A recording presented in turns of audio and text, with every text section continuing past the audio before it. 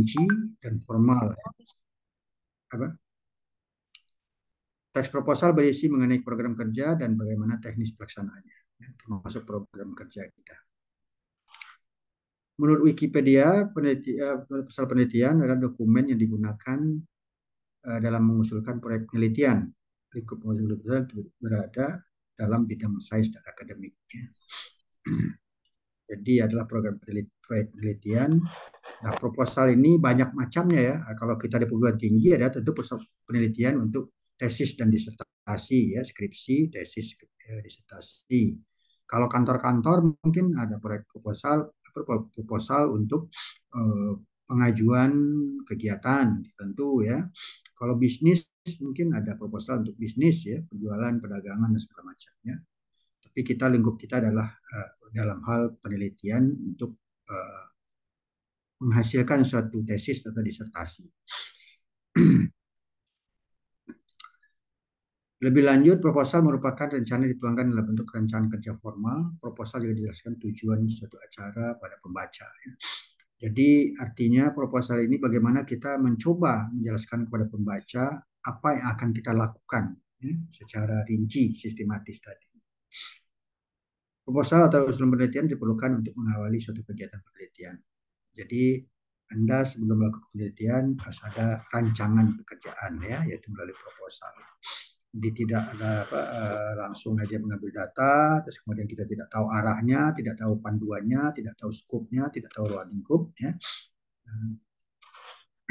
Proposal inilah panduannya. Proposal tersebut perlu dikaji atau dievaluasi oleh pembimbing penelitian. Ya. Jadi biasanya ya kalau di perguruan tinggi kita ditunjuk pembimbing ya. Ya kayak saya diminta membimbing 2 orang misalnya gitu ya. Nah, tergantung tingkatannya ya. Kadang-kadang kalau S1 kita dibimbing oleh 2 orang ya. S2 dibimbing oleh dua atau 3 orang. S3 kadang-kadang dibimbing oleh 3-4 orang begitu ya. Nah, kalau di Malaysia dia 3 minimal ya. Main supervisor, co-supervisor. Tapi dia kalau ini asing, tambah lagi nanti pembimbing luar gitu ya. Nah, ketika ujian nanti ada penguji luar namanya. Ya, jadi tergantung aturan masing-masing ya, pembimbing itu jumlahnya. Ya, tapi Asian University nampaknya cuma 2 orang ya. Saya kira apakah itu cukup? Ya, itu kita lakukan saja dulu ya, kita jalani aja dulu sebelum kita mendapatkan hal yang lebih baik. Nah, boleh saja nanti Anda meminta pembimbing lain yang lebih teknis, misalnya, Anda dalam bidang kesehatan, ya. Kemudian pembimbing kita tidak ada dalam bidang kesehatan, gitu ya. Nanti boleh usul kepada perguruan tinggi, saya meminta pembimbing tambahan, misalnya pimpinan kita di suatu institusi, ya. Boleh saja nanti ya. Misalnya dalam satu universitas, kita minta tambahan pembimbing tambahan kita, rektor kita misalnya, gitu yang mengetahui dalam bidang lingkup kerja kita gitu. Jadi eksternal supervisor boleh ya, boleh kita inikan kalau sepanjang itu diperlukan. Nah, kemudian apa tujuannya kita membentuk proposal ini adalah memperoleh persetujuan dari suatu pihak mengenai rencana yang akan kita lakukan. Ya, jadi karena Anda seorang mahasiswa ya, jadi perlu persetujuan, ya, persetujuan universitas. Ya, Anda siap melakukan penelitian yang setelah terjadi disetujui oleh pembimbing tadi ya. Jadi kalau sudah lengkap dia sesuai dengan kaidah-kaidah, syarat-syarat dan apakah itu sudah proporsional untuk dilakukan ya, pembimbing akan menyetujuinya dan siap diajukan ke universitas bahwa saya siap akan melakukan penelitian gitu ya. Itu biasanya. Bisa juga diperlukan sebagai pengajuan permohonan dana. Nah, itu kalau untuk kegiatan tertentu ya, jadi ada proposal yang untuk memohon dana. Contohnya kita ingin melakukan kegiatan kerjasama dengan Pertamina sebagai contoh ya, atau dengan pabrik semen misalnya gitu ya, atau kalau kesehatan dengan industri farmasi misalnya gitu ya. Nah, bisa saja Anda melakukan penelitian dengan itu gitu ya, permohonan dana. Sebagai contoh, saya dulu saya studi di Eropa ya, di Jerman. karena apa namanya? Karena keterbatasan biaya penelitian, saya ajukan ke lembaga sponsor-sponsor. Ya, proposal itu rupanya dibiayai oleh lembaga-lembaga tertentu gitu ya. Ya, lumayan, jadi kita apa bisa menabung dengan penelitian ya. Kalau proposal kita itu bagus, ya. Proposal kita bagus, proporsional, mengenai sesuai menurut dia dan bisa membantu apa mungkin pihak lembaga itu ya dia akan membantu biaya penelitian untuk kita. Ya. Jadi susunlah proposal yang bagus. Anda kalau memang tepat ya nanti Anda bisa ajukan ke lembaga tertentu yang berhubungan dengan itu. Ya. Seperti saya contohkan tadi, misalnya Anda dalam industri tertentu, Anda ajukan ke Pertamina misalnya gitu ya, mohon bantuan penelitian. Dia ada dana-dana CSR mungkin oleh dia ya. Kalau dia mengenai menurut dia bagus, dia akan bantu. Nah itu ya, itu akan ini ya, ada sponsorshipnya. Fungsinya, promosi fungsi sebagai dasar untuk melakukan penelitian berhubungan sosial, agama, budaya, ekonomi, teknologi, dan bidang lainnya. Banyak sekali, luas sekali, sesuai dengan bidang kita ya, isi proposal tadi. Nah inilah apa namanya tahapan atau strukturnya eh, riset proposal kita itu. Ya. Jadi bab satu ada pendahuluan, ya. Kemudian bab 2 adalah literatur review, bab 3 adalah apa metodologi penelitian ya. Kemudian bab 4 adalah nanti apa namanya jadwal penelitian ya dan lain-lainnya. Pembagiannya itu kadang-kadang apa namanya ada yang menempatkan problem statement pada pendahuluan ya atau setelah dia tergantung daripada aturan masing-masing atau pengalaman pembimbing masing-masing. Itu terserah aja ya. Tapi yang penting tidak-tidaknya kontennya adalah seperti ini ya. Mulai dari apa background of study, data review, problem statement, research objektif ya. Kemudian apa pertanyaan penelitiannya, kemudian kalau itu dia apa namanya perlu hipotesis ya, perlu diuji ya. Yang kuantitatif ya bikinlah hipotesis ya. Tapi kalau tidak, mungkin kita tidak perlu ada hipotesis. Ya. Yang mungkin kualitatif, ada yang pakai hipotesis, ada yang tidak. Ya. Yang bagi Anda yang ingin melakukan penelitian kualitatif. Kemudian ada skop ruang lingkupnya ya, itu juga perlu bikin. Kemudian metodologi. Nah, metodologi ini biasanya berisikan apa namanya kapan kita akan melakukan penelitian, kemudian bagaimana kita mencari apa sampel, sampel, kemudian variabel apa yang akan kita gunakan, kemudian bagaimana analisis metode yang akan kita lakukan, yaitu itu sih biasanya metodologi gitu ya. Nah, kalau yang bagi yang kuantitatif ada teknik sampling namanya, sampling method ya. Jadi misalnya seperti saya katakan kalau yang dalam bidang sosial yang ingin kuantitatif dari populasi misalnya penduduk Jakarta sekian juta orang ya atau di Jakarta Barat sekian ini dia gunakanlah metode sampling dari sekian orang ada rumus metode sampling ya Anda bisa lihat juga di Google itu ya sampling method untuk ini ya. Nah, jadi N-nya berapa? Jadi dari populasi sekian kita dapatkan N-nya berapa.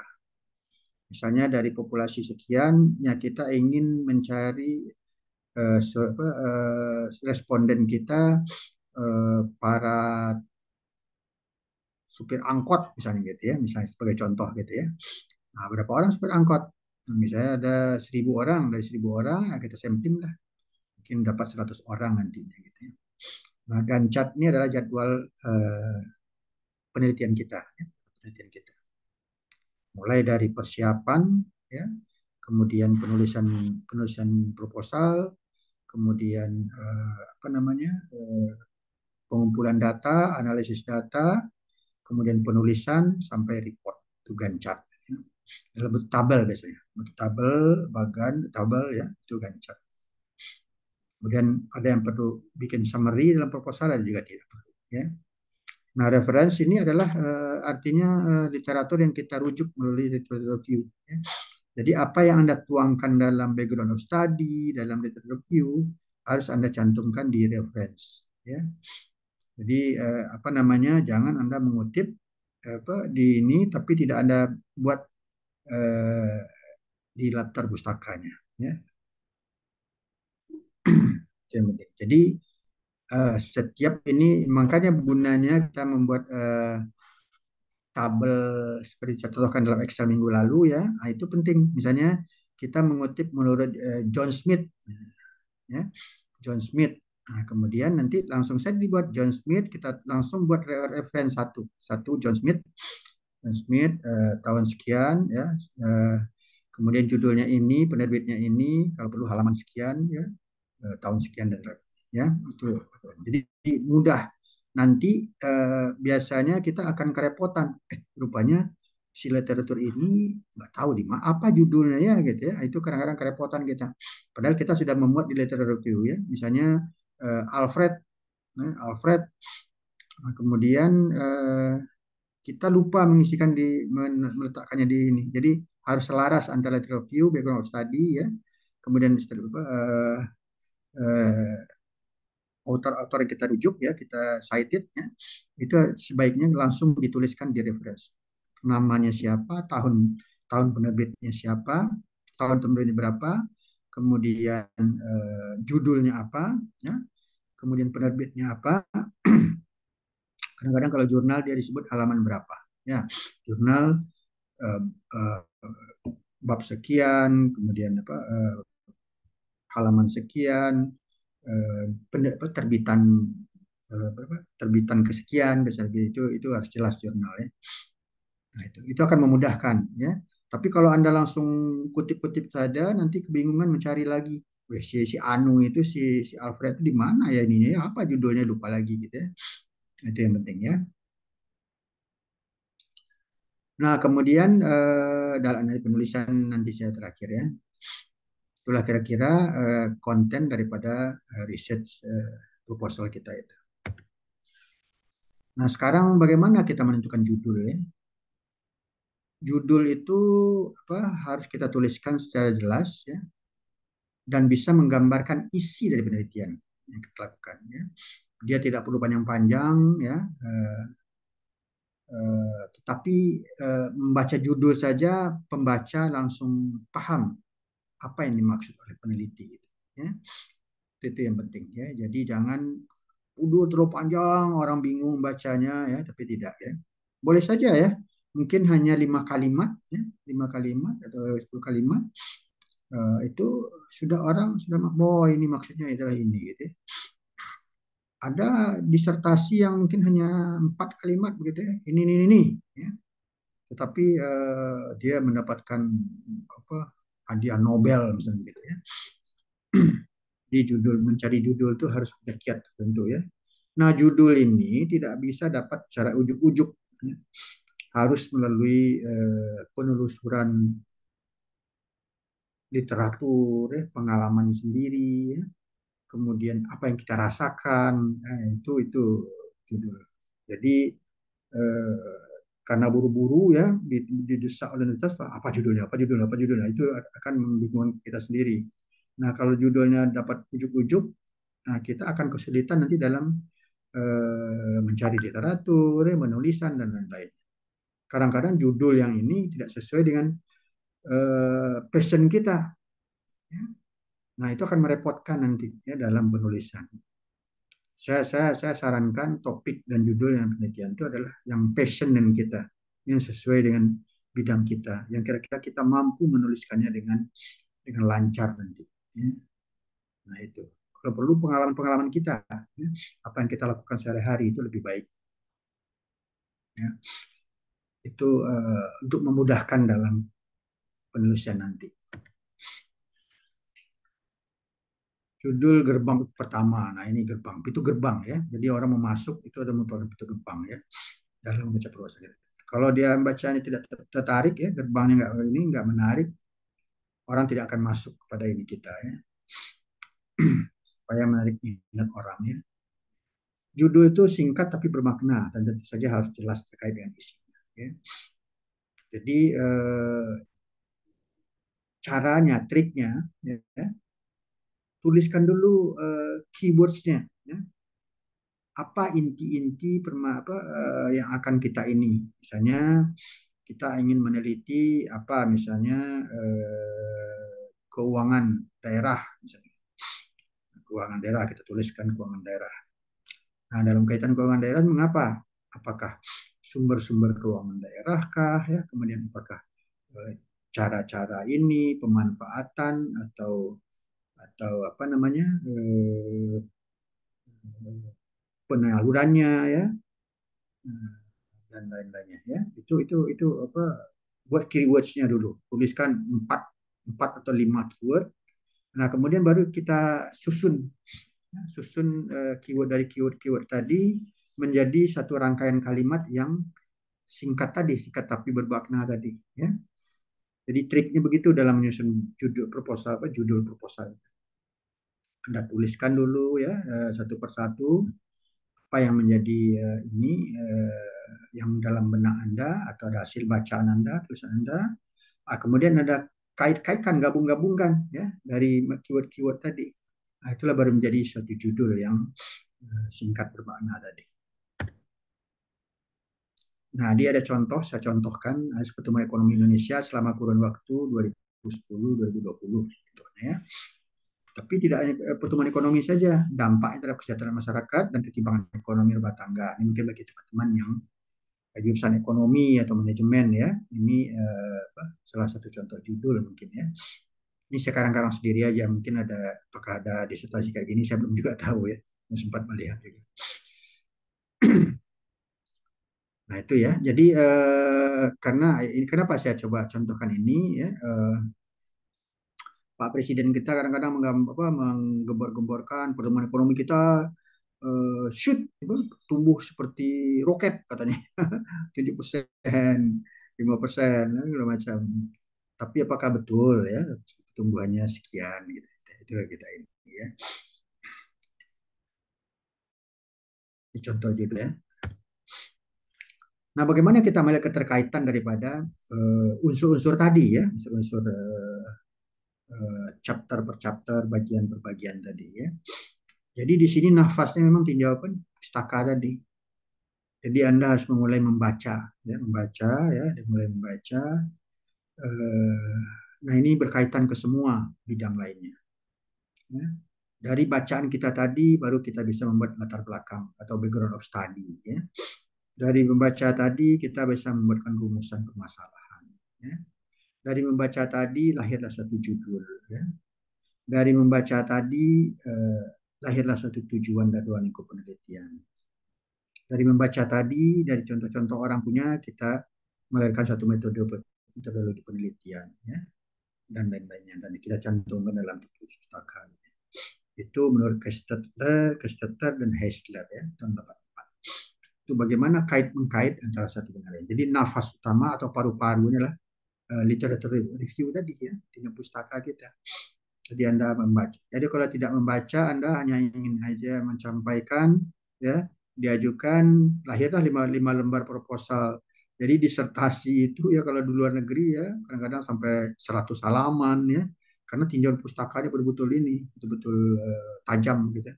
Tapi dalam bidang tertentu, dalam bidang sains ya, kalau di Jepang itu mungkin cukup 3 lembar saja, 3 lembar tapi inti-intinya semua, ya, daging-dagingnya semua ya, pustaka itu. Jadi tidak jaminan juga apa, orang bidang sosial biasanya orang bidang sosial yang tebal-tebal biasanya pustaka ini. Dalam bidang sains bisa dalam bidang biologi mungkin cukup dalam bidang kedokteran mungkin cukup 3 lembar saja apa yang ini hasil penelitian orang ini akan kita lanjutkan kita akan menemukan new virus misalnya gitu ya. Nah itu boleh saja.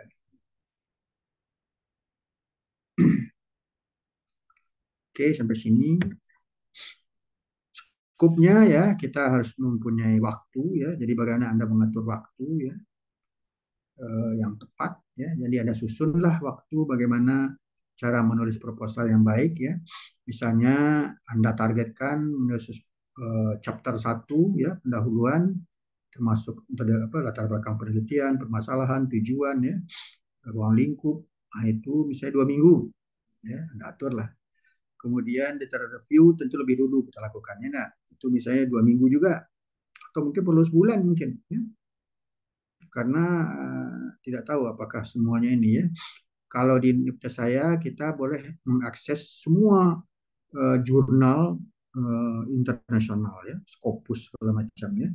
Karena kita diberi akses, karena untuk mengakses jurnal itu biasa berbayar ya, tapi universitas yang besar itu biasanya dia sudah menyediakan fasilitas itu ya.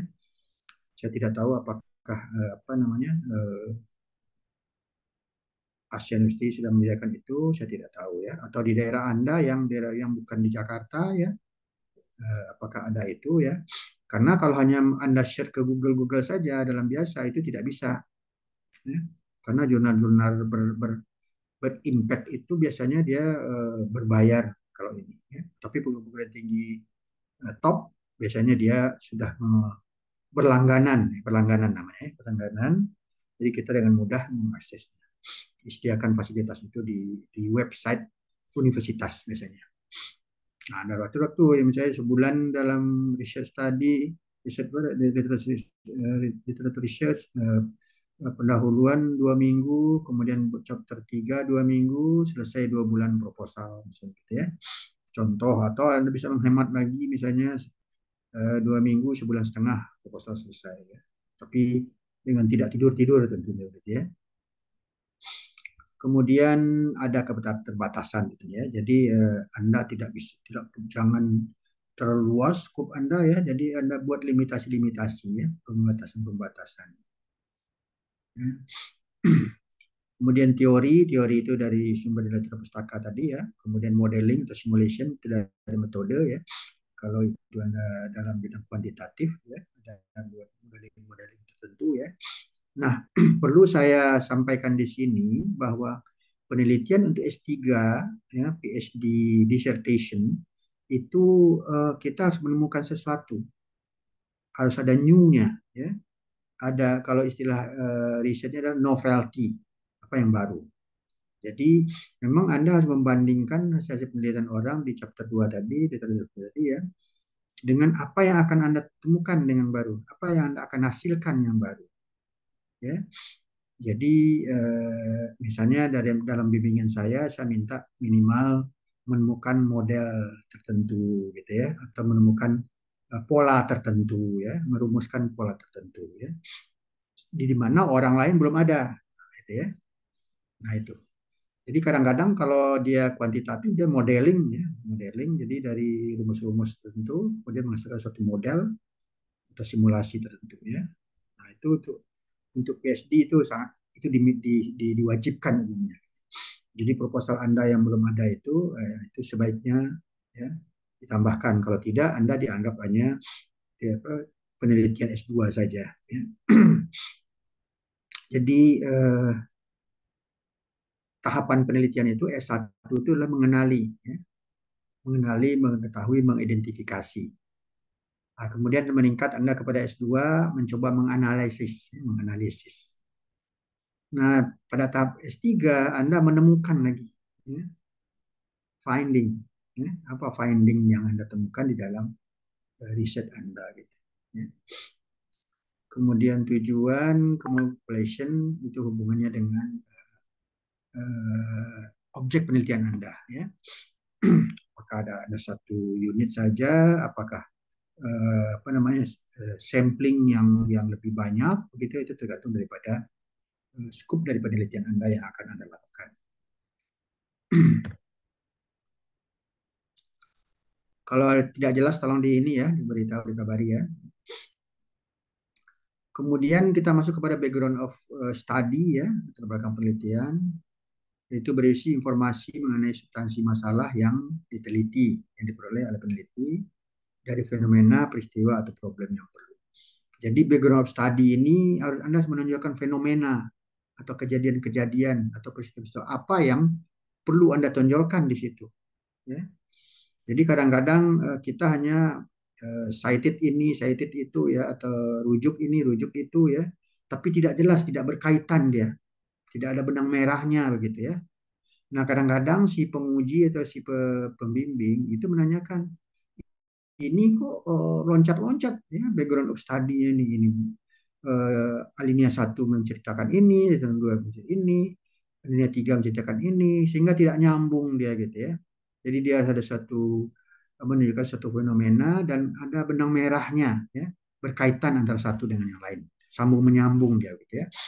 Jadi Anda harus cermat juga dalam menyusun latar belakang studi ini. Jadi bukan pengenalan abstrak, kemudian namun memberikan informasi latar belakang mendalam tentang pokok bahasanya, ya. Menjelaskan hipotesis singkat Anda, apa yang ingin Anda lakukan temukan atau masalah yang ingin diselesaikan, ya. Jelas di sini. Masalah apa dari fenomena itu, ya. Kita ingin coba menjelaskan masalah apa yang akan kita selesaikan. Misalnya ditemukan penyakit, ya, di suatu daerah dari fenomena yang ada dari background study-nya, ya. Ternyata mewabah penyakit ini. Kemudian apa yang akan Anda selesaikan? Pengobatannya kah atau penanggulangannya kah, ya, atau pencegahannya kah, begitu? Apa masalah yang akan diselesaikan? Jadi ada coba untuk sementara menjawab, ya. Mungkin Anda hari ini lebih tegaskan nanti dalam hipotesis.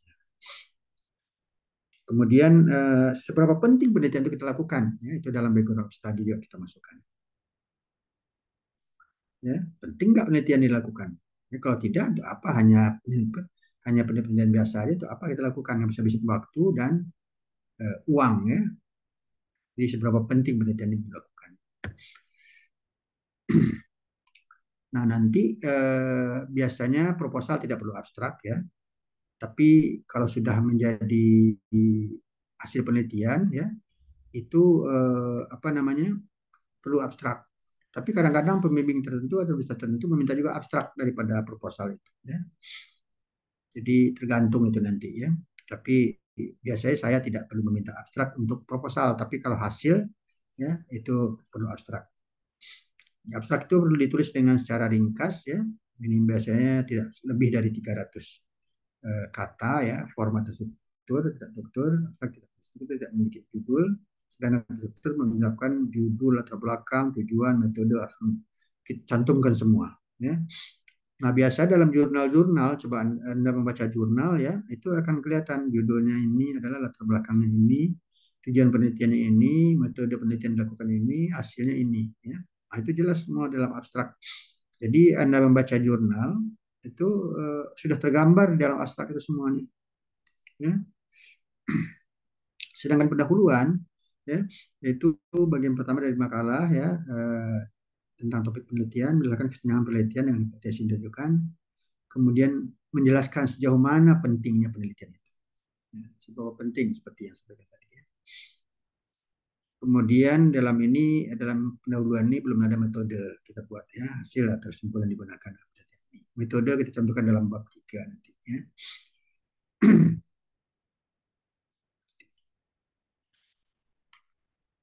Nah, kemudian dalam latar belakang permasalahan, ya, permasalahan penelitian, perlu dicantumkan di sini apa alasan kuat mengapa kita memilih topik itu.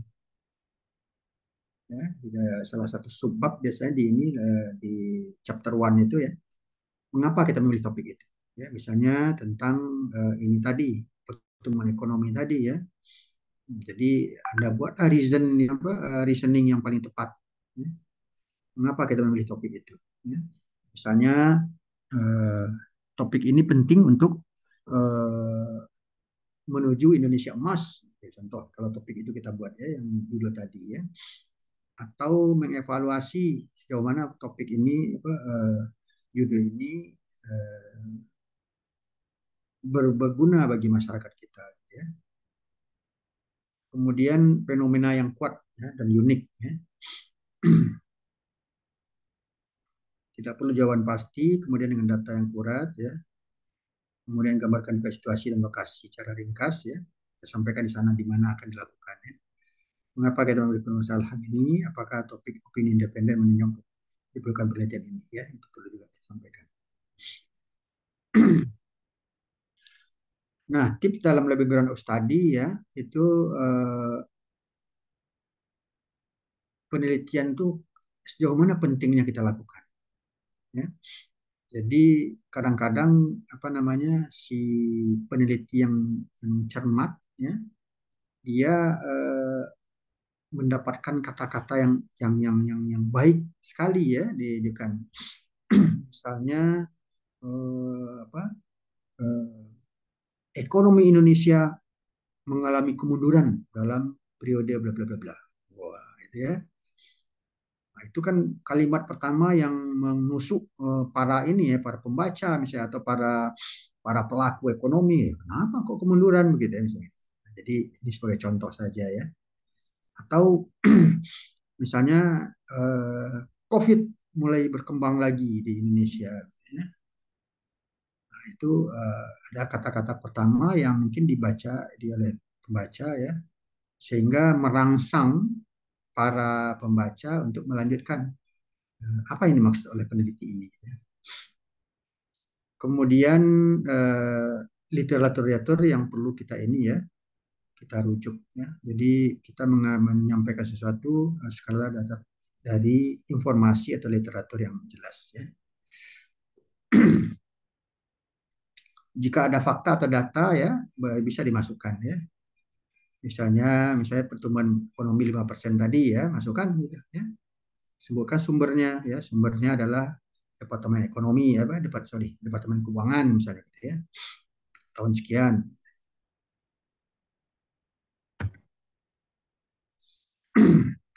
Nah, kemudian kita teruskan kepada problem statement ya, atau perumusan masalah ya.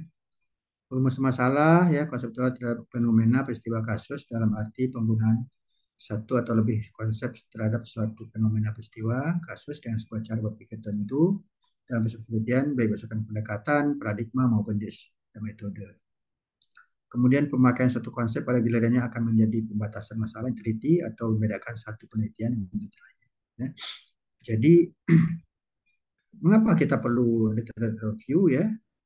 Karena untuk membedakan ya dalam masalah ini kita bedakan penelitian si A menemukan ini ya atau sampai di sini.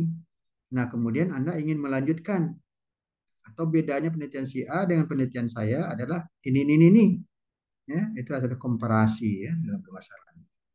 Masalah perlu dituliskan secara singkat, jelas, mudah dipahami dan mudah dipertahankan ya. Nah, kadang-kadang ketika Anda diuji, ujian proposal maupun ujian disertasi nanti, ya, si para penguji atau reviewer ini, ya, dia akan menusuk kepada permasalahan masalah ini. Mengapa Anda melakukan ini? Nah, itu Anda harus mampu mempertahankannya. Karena ini. Nah, itu Anda siap, sigap, jangan tergagap-gagap. Ya. Untuk itu Anda betul-betul harus menguasai apa yang Anda tulis. Ya. Kalau tidak, Anda akan tergagap-gagap kalau ditanya oleh reviewer nantinya. Ya. Rumus masalah dituliskan sebagai kalimat yang mudah dibaca. Ya. Jadi dengan bahasa yang sederhana, ya, apa namanya, tapi ilmiah, ya, mudah dibaca dan mudah dipahami oleh pembaca.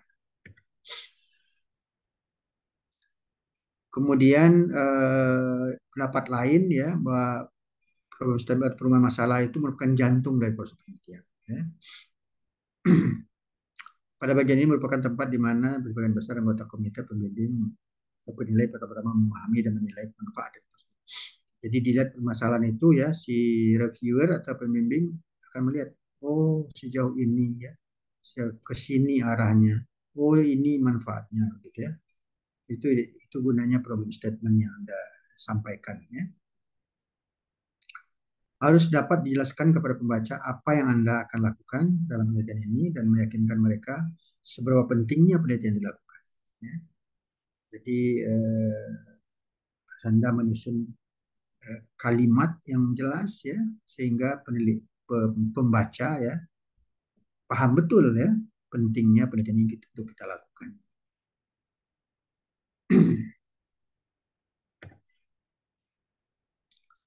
Karakteristik utama dari permasalahan ini ya harus dapat mengatasi kesenjangan atau gap dari pengetahuan. Ya. Jadi Anda harus mencoba menguasai ilmu atau pengetahuan yang akan Anda teliti itu ya. Nah, di mana kesenjangan atau gap antara itu ya. Harus cukup signifikan memberikan kontribusi pada topik penelitian yang ada mengarah kepada penelitian lebih lanjut ya. Sesuai dengan tingkat kandidat, waktu dan sumber daya ya. Mengarah pada penelitian lanjut ya. Jadi bisa Anda menggantungkan kalimat nanti ya. Penelitian Anda sampai di sini nanti ya. Misalnya dari penelitian orang ya, saya akan melanjutkan penelitian ini ya tetapi mungkin tidak sampai kepada ini. Bisa saja nanti begitu ya. Misalnya Anda akan menemukan varian ini ya, tapi untuk itu perlu nanti dilanjutkan dengan penelitian ini. Saya hanya akan sampai di sini. Ada keterbatasan limiting di situ ya.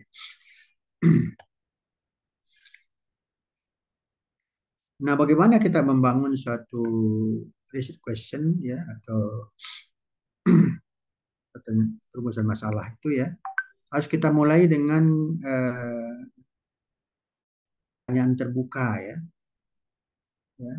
Apa, bagaimana, why ya, how bagaimana, why kenapa ya, apa, bagaimana dan kenapa gitu ya.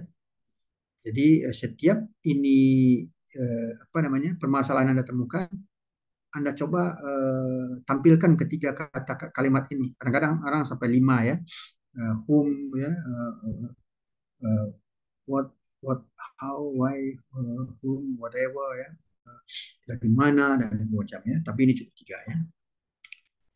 Ada satu cara ya mencoba membuat satu research question yang ini ya, yang dibuat semacam tabulasi gitu ya. Ini sebagai contoh misalnya topik yang luasnya kita ingin meneliti tentang pollution. Ya. Nah, kemudian pollution ada keterbatasan tentang acid rain ya, dan asam misalnya gitu ya. Nah, kita persempit lagi topik kita ya, acid rain in the United States ya.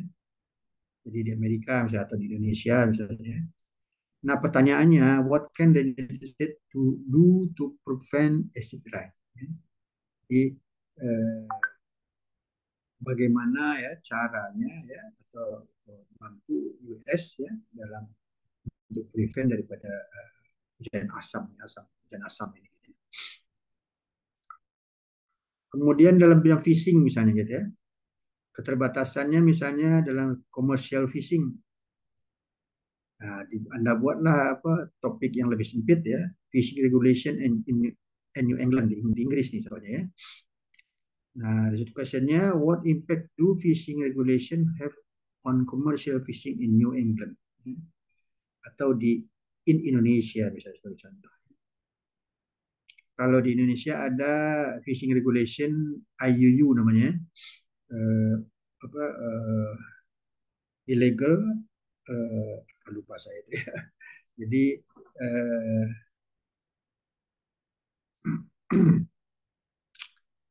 penangkapan ikan secara ilegal misalnya gitu ya.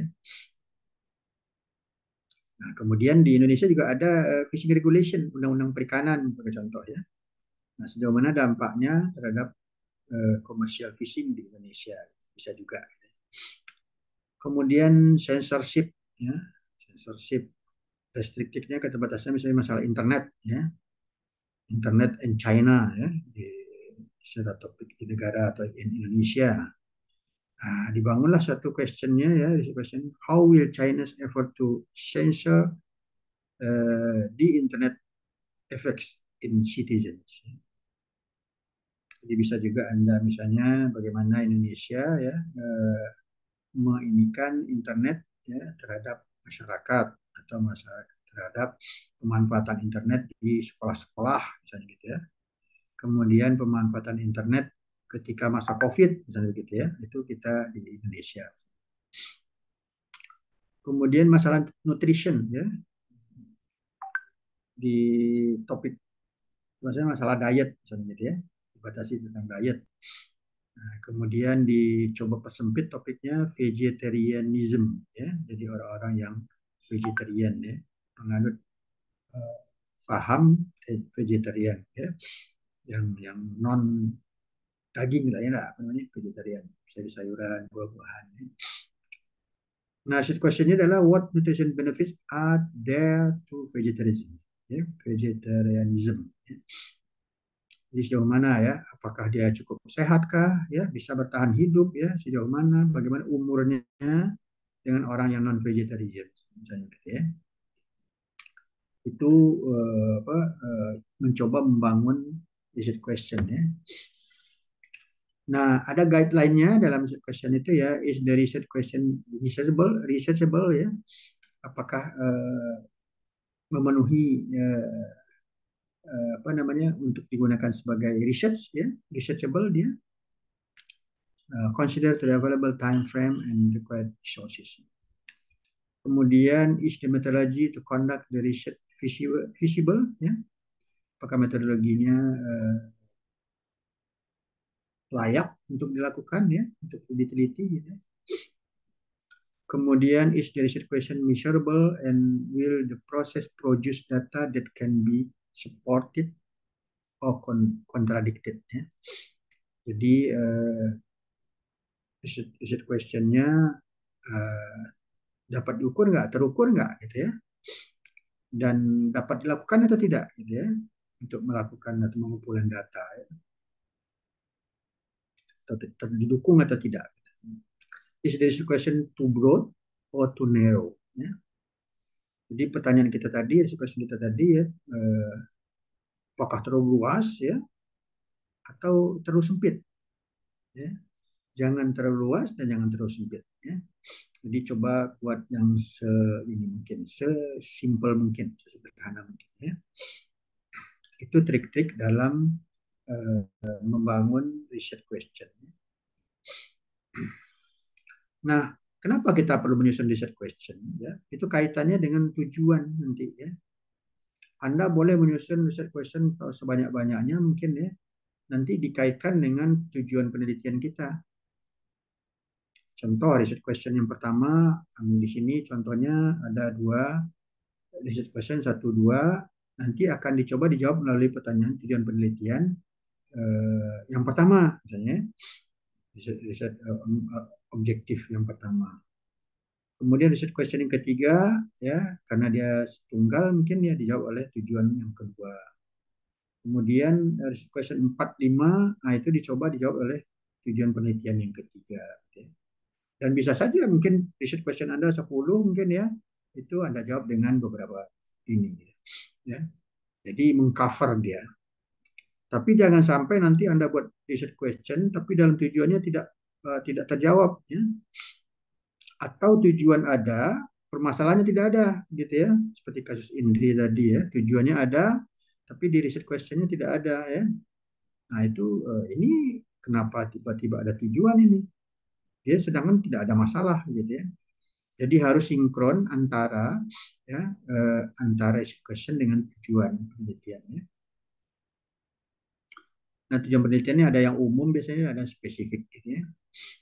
Tujuan khusus, tujuan umum ya. Nah, penelitian kita ini harus asli ya. Jadi jangan penelitian orang yang kita gunakan ya, atau mencontek ya, plagiat ya. Jadi harus mencakup permasalahan yang akan kita teliti yang belum pernah diteliti oleh orang sebelumnya ya. Mungkin bisa saja topik kita sama ya, tapi kita mempunyai kasus yang berbeda. Ya. Misalnya pengembangan perguruan tinggi, ya, pengembangan sekolah gitu ya. Mungkin orang pernah melakukan penelitian di Jakarta ya, tapi kita melakukan penelitiannya di Bandung ya. Dengan metode boleh sama, tapi hasil mungkin akan berbeda nanti. Ya. Tapi kalau hasilnya sama, semua kalimatnya sama, itu adalah plagiarisme. Ya. Nanti Anda akan ya, tidak tahu di sini apa kalau di Malaysia dia sebelum kita diuji hasil kita ya nanti ada Turnitin namanya, Turnitin yang melihat sejauh mana kita men-cited punya orang lain ya, tulisan orang lain. Kalau lebih dari 20% itu ini kita ditolak ya. Jadi artinya kita seolah menyalin asli punya orang. Ya, di minimal di sana 20% ya, nggak tahu di AUI apakah kita seperti itu juga atau tidak. Tetapi nanti akan di ini keaslian kita itu ya, sejauh mana keaslian kita itu. Kondisi sebaliknya berlaku apabila permasalahan tersebut sudah pernah diteliti teori yang telah dianggap mantap, maka kita perlu mengganti permasalahan itu. Ya. Jadi kalau kita teliti sama betul dengan orang, ya kita cobalah modifikasi misalnya kita, atau kita tambahkan variabelnya ya, atau kita alihkan metodenya mungkin ya. Itu ini gini ya. Jadi bisa kita kita cari ininya supaya tidak sama dengan orang lain. Jadi original, jadi hasil Anda harus original, asli ya. Nah, terus kita kepada tujuan penelitian ya. Jadi tujuan ini kita susun ya untuk menemukan ya temuan atau bukti yang dicari penelitian berdasarkan permasalahan dan paradigma dari metode penelitian. Jadi tujuan penelitian itu mengandung minimal lima lima apa namanya 5 kaidah ya, disingkat dengan SMART ya. Jadi tujuan penelitian adalah spesifik ya, jadi khusus ya, jangan menjadi ambigu nanti bagi orang lain. Kemudian measurable, terukur ya. Jadi jangan sampai mengawang-awang ya, mana-mana begitu ya. Jadi tujuan itu kita harus measurable atau terukur. Kemudian achievable, mampu kita capai, mampu kita lakukan ya dalam penelitian itu. Jangan sampai kita buat tujuan tetapi kira-kira itu terlalu jauh ya, terlalu tinggi ya, dan di luar kemampuan dalam bidang ilmu kita misalnya gitu ya. Itu tidak achievable. Kemudian dia relevan ya, sesuai dengan kekinian misalnya. Kemudian ada keterbatasan waktu, time bound ya, limiting time ya.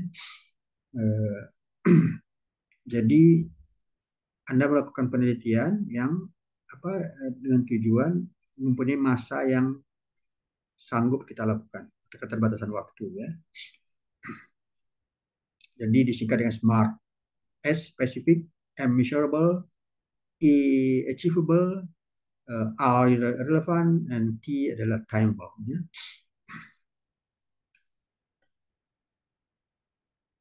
Kemudian menurut Borg and Gall ya, tujuan penelitian mendeskripsikan to describe ya. Jadi mencoba mendeskripsikan sesuatu ya. Kemudian yang kedua dia memprediksi, to predict apa yang akan terjadi ya. Kemudian yang ketiga memperbaiki, to improve ya. To improve, to find ya, bisa juga menemukan ya, atau pokoknya ada newing misalnya gitu ya. Nah, itu yang ketiga. Kemudian menjelaskan, to explain ya.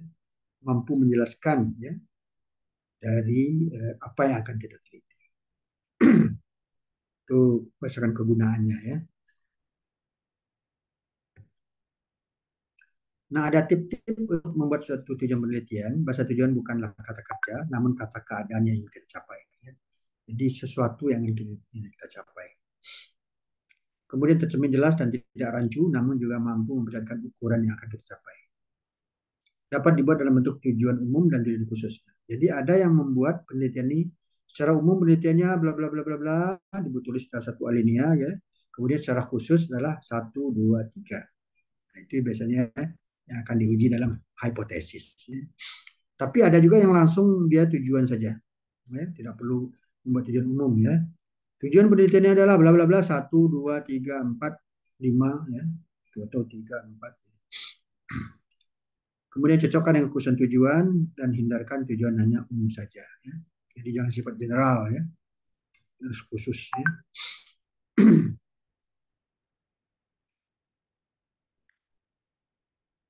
Nah, sesuai dengan contoh judul tadi ya, saya coba membuat contoh tujuannya. Yang pertama adalah analisa pertumbuhan ekonomi Indonesia selama kurun waktu 2010-2020. Nah, si peneliti mencoba menganalisa, jadi dikumpulkanlah data karena dia menggunakan data time series ya. Nah, dikumpulkanlah data dari 10 tahun yang berlalu itu, atau mungkin sampai 2023 ya, kalau sudah ada datanya sebagai contoh ya, terserah. Ini contoh saja ya. Nah, dianalisa lah ya. baik buruk trennya, naik turun ya, kemudian kendala-kendalanya dia coba analisa gitu. Nah, kemudian ini berkaitan dengan judulnya dampak pertumbuhan ekonomi terhadap kesejahteraan masyarakat. Apakah eh, ekonomi selama 2010 dan 2020 itu berdampak nggak terhadap kesejahteraan? Apakah kesejahteraan semakin membaik atau memburuk? Ya, nah, tentu Anda menganalisis apa tolok ukur kesejahteraan itu. Ya. Apa alat analisa kesejahteraan itu? Nah, Anda harus punya dalam metodologi Anda kaitkan itu nanti welfare itu, economic welfare itu bagaimana ininya ya mengukurnya. Ya. Jadi mungkin dalam ekonomi pembangunan ya itu itu ada misalnya Todaro segala macam ya ekonomi welfare. Kemudian ketimpangan ekonomi rumah tangga ya. Jadi mungkin pertumbuhan ekonomi kita tinggi ya, tinggi tetapi hanya dinikmati oleh segelintir orang saja gitu ya. Eh, tapi sebagian persen misalnya 60%, 70, 80% adalah pendapatan rendah ya, atau bahkan yang miskin ya. Nah, itu sejauh mana ketimpangannya. Jadi artinya pertumbuhan ekonomi itu dinikmati hanya segelintir orang saja. Nah, khusus untuk S3 ya. Jadi seperti saya katakan tadi, harus ada novelty-nya, ada yang baru, ada temuan. Ya. Nah, jadi ini cat bagi Anda yang pembimbing lain ya. Kalau tidak ada, Anda sebaiknya Anda ini kan misalnya pembimbingnya pokoknya udah ACC gitu ya. Tapi Anda coba tambahkan satu ya. Ada novelty di situ ya. Ada yang baru, ada temuan ya. Ada apa namanya ya yang berbeda ya. Itu ya. Dengan yang lainnya. Perumusan ya. Nah, itu. Kalau di sini misalnya model ekonomi, modeling ya, modeling. Jadi bagaimana ekonomi pembangunan yang sesuai ya, supaya pembangunan ekonomi itu merata.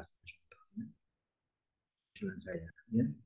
Jadi bagi pembimbing Anda yang tidak ini tidak memasalahkan, eh, silakan Anda membuat inisiatif sendiri ya. Nanti kalau biasanya itu dievaluasi dalam reviewer nanti ya. Ini Anda buat disertasi, tapi apa yang baru dalam penelitian Anda ini? Jadi kayak membuat laporan ini saja, laporan apa, laporan project aja gitu. Nanti muka Anda akan merah, telinga Anda akan bergoyang-goyang ya, itu akan repot nanti gitu ya. Jadi harus ada novelty nanti S3 ini. Ini yang saya anut dari berbagai perguruan tinggi yang saya alami ya. Wajib hukumnya biasanya untuk S3.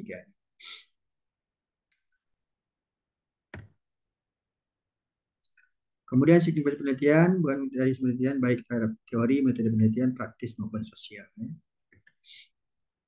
Kemudian manfaat penelitian, ada juga yang menambahkan manfaat penelitian setelah tujuan dia buat manfaat penelitian ya. Ada juga yang tidak perlu ya. Itu tergantung daripada pembimbing masing-masing ya. Bagi saya tidak perlu. Kali yang penting tujuan dia jelas, dah jelas ya. Sudah tergambar manfaatnya. Nah, kalau perlukan ya bagian ini tunjukkan manfaat atau faedah yang diharapkan dari penelitian ini. Ya. Misalnya manfaat penelitiannya untuk pengembangan ilmu pengetahuan ya, atau pembangunan negara ya itu perlu ya. Mungkin ada ini. Kemudian sumbangan apa pemikiran bagi institusi ya, institusi di mana tempat Anda bekerja ya, ya atau lembaga ini, lembaga yang Anda naungi misalnya gitu ya. Itu manfaatnya. Pengetahuan dapat berupa penemuan, pengembangan teori baru atau pengembangan teori yang telah ada ya, nanti hasil temuan Anda itu. Bagi pengguna negara, apakah hasil penelitian ini dapat akan langsung praktik nyata? Ya, seperti contoh tadi, pertumbuhan ekonomi tadi ya, bagi negara sejauh mana manfaatnya ya. Misalnya ternyata pola pembangunan kita selama ini tidak menyentuh rakyat kecil, terlalu berambisi kepada infrastruktur, tetapi infrastruktur modern sebagai contoh ya, tapi infrastruktur tradisional atau yang vital bagi masyarakat daerah itu tidak dilakukan sebagai contoh ya. Saya melihat video kemarin ini ya, ada di suatu daerah saya lupa ya, di mana di daerah Jawa Barat kalau nggak salah ya, daerah Cianjur atau daerah mana ya. Ada daerah ini setiap hari gurunya menunggu dan mengantarkan anak-anaknya menyeberang sungai untuk pergi sekolah ya. Padahal itu di Jawa itu ya, tol lalu lalang tapi itu udah puluhan tahun sampai sekarang masih berlaku ya. Nah, bagaimana ketimpangan itu masih terjadi di negeri kita gitu ya. Jadi kasihan sekali. Jadi kalau musim hujan besar tidak sekolah lah anak-anak itu. Jadi tiap pagi guru sekolah ini ya menunggu di pinggir sungai ya atau menjemputnya ke ujung sana dan mengantarkan anaknya ke tepi lain untuk bisa sekolah. Dari sekolah dalam keadaan basah-basah celana dan ini luar biasa menjadi miris sekali ya, apalagi di Jawa itu terjadi. Mungkin daerah lain mungkin bisa malu, tapi di Jawa ya.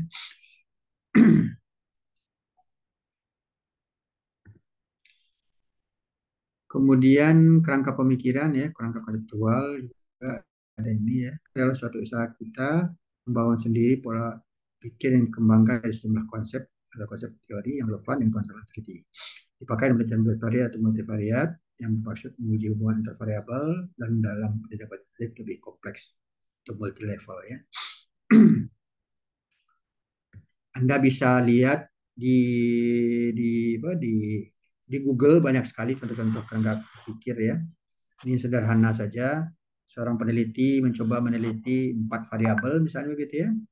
Nah, apa namanya? Ada 3 variabel bebas dan satu tarikat misalnya gitu ya. Nah, kemudian bagaimana mencoba menganalisis keterkaitannya, hubungannya masing-masing ya daripada itu ya masing-masing variabel dan mungkin secara bersama-sama ya. Nah, setelah dituangkan, dijelaskan, dibuatlah kerangka berpikirnya seperti itu. Artinya si pembaca dia akan jelas, oh dia akan meneliti produk, harga dan promosi, ya sejauh mana pengaruh terhadap minat beli dari suatu konsumen sebagai contoh ya. Ini sebagai contoh misalnya Pak Toto tadi menanyakan apa namanya eh, sejauh mana minat mahasiswa untuk masuk ke perguruan tinggi dia gitu ya.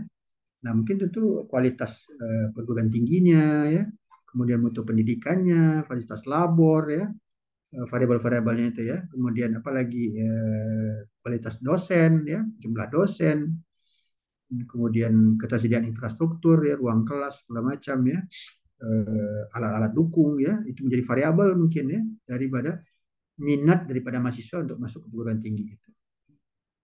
Ya.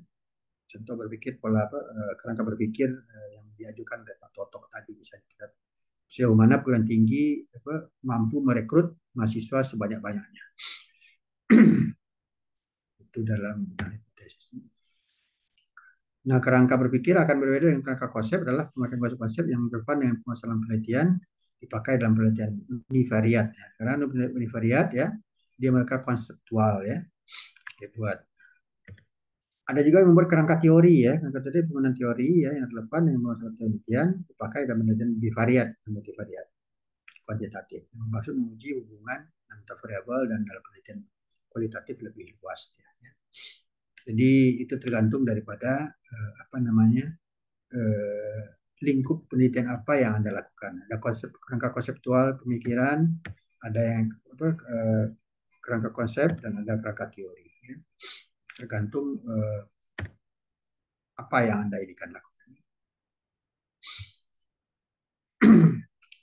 Kemudian landasan teori merupakan suatu set teori yang dipilih oleh peneliti sebagai tuntunan untuk mengerjakan penelitian lebih lanjut dan juga termasuk untuk menulis hipotesis. Nah, sekarang kita masuk kepada hipotesis. Ya. Hipotesis itu apa? Hipotesis memuat pernyataan singkat yang disimpulkan dari landasan teori atau tujuan pustaka, ya, dan merupakan jawaban sementara dugaan terhadap permasalahan diteliti. Ya. Biasanya si peneliti menetapkan ya eh, terima H0 tolak H0 misalnya gitu ya atau H1 H0 gitu ya. Itu ininya ya.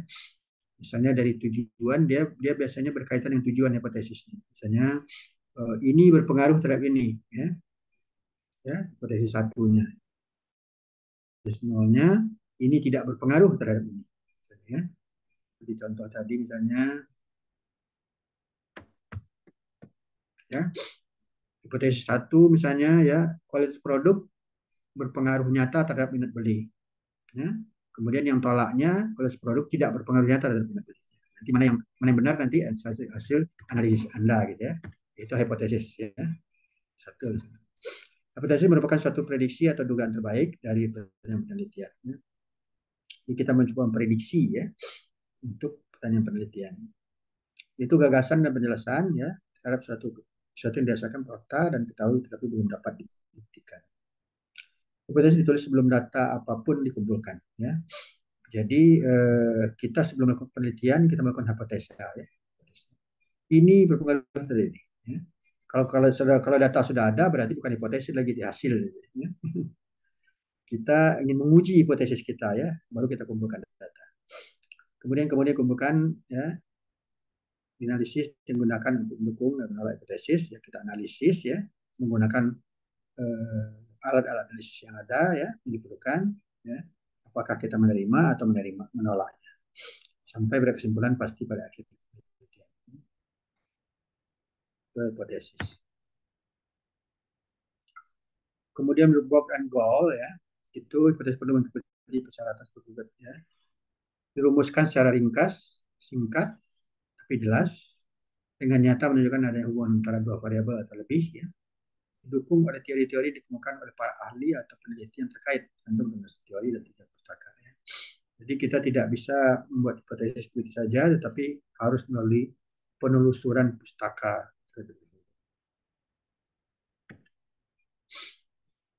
Oke, sampai sini ada yang ingin tanya, silakan. Ya, Prof. Malam, Prof. Ya, silakan. Ya, Siapa Prof. nih? Jadi ini Setio, Prof. Setio. Oke, silakan, Pak Setio. Prof, jadi Prof, penelitian saya itu adalah merupakan pengembangan, Prof. Pengembangan dari penelitian S2 saya. Tapi di Ya. sini ada perbedaan, Prof. Ada perbedaannya adalah memang regulasinya itu berbeda, Prof. Karena undang-undangnya berbeda. Itu masih benar kan, Prof? Coba diulangi, saya kurang menangkap. Ulangi. Ya, penelitian saya itu adalah merupakan pengembangan dari penelitian yang Penelitian saya lakukan S2. pada waktu S2 dulu, Prof. Iya, iya, Eh, oke. Dikarenakan karena apa? Karena memang regulasi atau undang-undang yang dipakai itu memang berbeda, Bro. Karena kan sekarang ada Oke. undang-undang baru tentang undang-undang Omnibus Law bidang kesehatan, nah, sehingga saya menggunakan Kesehatan, oke. undang-undang itu. Iya, iya. Oke, silakan. Apakah masih relevan begitu maksudnya? Ya, masa apakah itu masih dibenarkan, Bro? Masih, ya, masih. Yang penting ada keberlanjutan daripada penelitian Anda yang lama. Ya, Ya, ya, ya. Tidak sama persis. Misalnya Anda menemukan di penelitian pertama yang lama adalah sampai sampai B misalnya begitu ya. Nah, kemudian ya, dalam S3 Anda akan meneruskan sampai sampai C misalnya begitu. Ya. Jadi harus ada yang ini dari S2 Anda. Ya. ya, Nah, undang-undang adalah itu Anda tinggal menginikan saja dari regulasi itu menambahkan dalam dalam teori-teori nanti. ya, ya, ya, Ya, ya, jadi Anda ya, tambahkan dalam teori-teori mungkin chapter 2 ya atau dalam background of study Anda ya. Waktu Anda penelitian S2 adalah ini tapi undang-undangnya ada seperti ini. Nah, kemudian penelitian ini sangat penting dilakukan ya. Jadi penting itu ya karena ya, undang-undang itu sudah berubah ya. ya, Sehingga bidang kesehatan itu sudah bergeser dari A menjadi B. Nah, ya, gitu ya. Nah, dia lakukan gitu. Itu mungkin semakin menarik mungkin ya karena regulasinya sudah berbeda gitu. Semakin ya, menarik Prof. mungkin Ya, hasilnya nanti, Pak. ya, makasih, Pak. Makasih, makasih, makasih. Baik, baik. Oke, silakan yang lain kalau Ya, ada Prof, saya mau tanya, di sini. Prof. Tadi disampaikan bahwa kalau kita lewat Baik, dari siapa universitas, nih? Ana, Prof, Bu Ana. Oke, Ana ya, silakan Bu Ana. kalau lewat universitas mungkin Mana kita cara bisa ngeliat semuanya? menggunakan fasilitas untuk membuka Scopus secara gratis, Prof. Mungkin kita bisa Ya, diajarin, Prof, itu linknya bagaimana gitu, Prof. Terus kedua, bagaimana kita bisa memasukkan jurnal-jurnal kita di Scopus, trik-triknya yang bagaimana, Prof, supaya tidak berbayar gitu. eh kita membuka jurnal Scopus secara gratis itu tergantung lembaga kita di mana bekerja ya. Ya, Jadi betul. umumnya Scopus ini dia yang berbayar ya. Tapi ada juga, saya triknya tidak tahu. Ada teman-teman yang bisa menerobos, ya. Mungkin kalau ada dari yang 22 orang ini tahu berbagi inilah berbagi pengalaman ya, tapi saya tidak tahu itu karena perguruan tinggi saya dulu semuanya gratis kan melalui web universitas ya, jadi sehingga tidak tahu cara-cara begitu. Tapi katanya ada yang bisa menerobos begitu ya, mungkin yang ahli IT mungkin ya yang pengerti gitu. Ya, itu yang pertama ya. Jadi untuk ini setahu saya ya itu memang eh, lembaganya menyediakan atau berlangganan terhadap Scopus atau jurnal-jurnal yang terindeks ya, Ya, terindeks. maksudnya di ASEAN ini bagaimana, Prof? Di ASEAN itu saya nggak tahu apakah Pak Suhendar sudah menginginkan ya, atau belum, saya tidak tahu ya. Karena saya ketemu pun baru sekali dengan Pak Suhendar jadi ngomong dari jauh aja baru. Baik, baik, Prof. Makasih, Prof. Eh, Sebaiknya ya bagi yang tinggal di Jakarta ya menyarankan kepada Pak Suhendar ya Bapak harus menginikan ke apa kami bisa mengakses jurnal-jurnal ini jurnal terakreditasi tapi tentunya apa ya apa istilahnya sebagai contoh wifi-nya ya wifi-nya itu punya punya jangkauan yang ini gitu ya atau Anda pergi ke universitas yang besar yang udah bagus ya mungkin Anda kenalan dengan mahasiswa UI kenalan dengan Gunadarma setidak-tidaknya begitu ya atau Trisakti gitu ya kenalan mahasiswa itu ya gue join dong dengan kamu saya melakukan ini nih bagi ininya bagi apa istilahnya passwordnya ya saya mau mengakses jurnal-jurnal tertentu ya jadi melalui perkawanan pertemanan gitu ya itu caranya. Kemudian yang kedua adalah bagaimana kita mencoba masuk kepada ini ya. Jadi banyak juga jurnal-jurnal Scopus ya, tapi dia misalnya di India ya, itu ada jurnal-jurnal yang bisa kita ini, misalnya Q4, Q3 bisa kita terobos di sana, kita daftar dan tidak berbayar gitu ya. Jadi kemudian di Pakistan ada ya, kemudian di Afrika itu negara mana biasanya Tunisia atau apa begitu ya. Tapi yang banyak di India yang banyak yang free itu, ya. Yang free itu. Tapi hati-hati juga setelah Anda mendapatkan, tolong dilihat di ini di daftar dia ada daftar untuk cek bahwa ini ya. Jadi dia menyediakan gratis. Anda cek juga dulu jurnal, misalnya jurnal X misalnya, jurnal X, Anda cek kepada ini, ya. Apakah sudah ada ini? Nanti dengan mudah nanti dilihat di Scopus, ya. Jurnal apa yang sudah terindeks di Scopus. Walaupun dia gratis, tapi tidak terindeks, Anda percuma aja nanti, begitu ya. Saya tidak tahu apakah apa namanya universitas mensyaratkan bahwa jurnal Anda nanti harus terindeks atau tidak, ya itu saya tidak tahu. Ya. Jadi harus ditanyakan juga. Ya. Kalau di Malaysia dia minimal 2, ya, harus terindeks minimal Q4, ya. Satu publish, satu accepted, diterima gitu ya, cukup 2. Atau mungkin di Indonesia boleh cukup di Sinta saja. Ya, Sinta itu kan ininya Indonesia kan. Nah, itu perlu ditanyakan juga ke universitas itu. Apakah cukup saya misalnya mempublish jurnal saya di Sinta saja gitu ya. Sinta yang apa kan ada banyak level juga 5 kalau salah enggak. Nah, itu perlu ditanyakan ke universitasnya syarat-syarat misalnya kalau memang 4 itu apa apakah harus di itu ya. Kalau Scopus berat sekali itu. Berat sekali. Kadang-kadang berbulan-bulan dan bertahun menunggunya. Ya. Jadi yang berbayar, yang tidak berbayar, yang ini biasanya itu coba Anda cari India ya, India, Pakistan dan Bangladesh kalau nggak salah ya. Coba negara-negara itu, nah, itu biasanya ada jurnal-jurnal yang bisa kita ini ya, bisa ditelusuri. Oke, silakan, cukup ya. Ya, makasih, Prof. Oke, ada lagi pertanyaan? Silakan. Izin bertanya, Prof. Saya Komaria Hawa. Ya, silakan Bu Komaria. Sehubungan dengan novelty tadi, Prof. Apakah itu kebaruan itu apakah dalam bentuk seperti tadi ada teori-teori baru? Misal seperti saya kan pengaruh manajemen strategik kepala madrasah terhadap transformasi pembelajaran digital dan prestasi peserta didik. pada madrasah alias Sumatera Selatan. Ya, Nah, jadi di situ apakah kami dalam penelitian saya, disertasi saya ini harus menemukan hal yang baru, Bro? ya, Teori atau betul. gimana? Ya, jadi pendidikan digital ya, Bu ya. Iya, digital. Ya, jadi nanti dalam temuan Ibu ini apa yang digital? Mungkin digital ini belum belum pernah orang melakukan atau apa begitu atau sejauh mana itu ya. Jadi Iya, ya misalnya menemukan pola pendidikan digital yang membantu peningkatan mutu pendidikan sebagai contoh ya, oh ya. atau model model pendidikan digital ya, atau model ini Hmm. ya.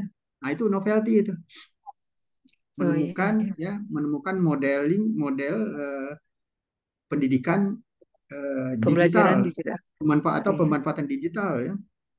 iya, iya. Nah, itu termasuk model novelty itu, Bu. Iya, iya. Ya, Terima kasih, Prof. ini tambahkan tujuannya yang ada novelty-nya nanti. Iya, Prof. Ada lagi silakan.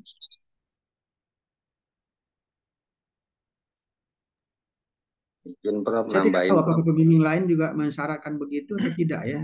Takut takut dia lupa ya. Saya khawatir itu nanti di akhir ini nanti Anda dipertanyakan gitu. Mana yang baru nih? Anda disertasi kok nggak ada yang baru gitu. Tanyakan juga ke pembimbingnya ya. Oke, kalau tidak kita boleh teruskan.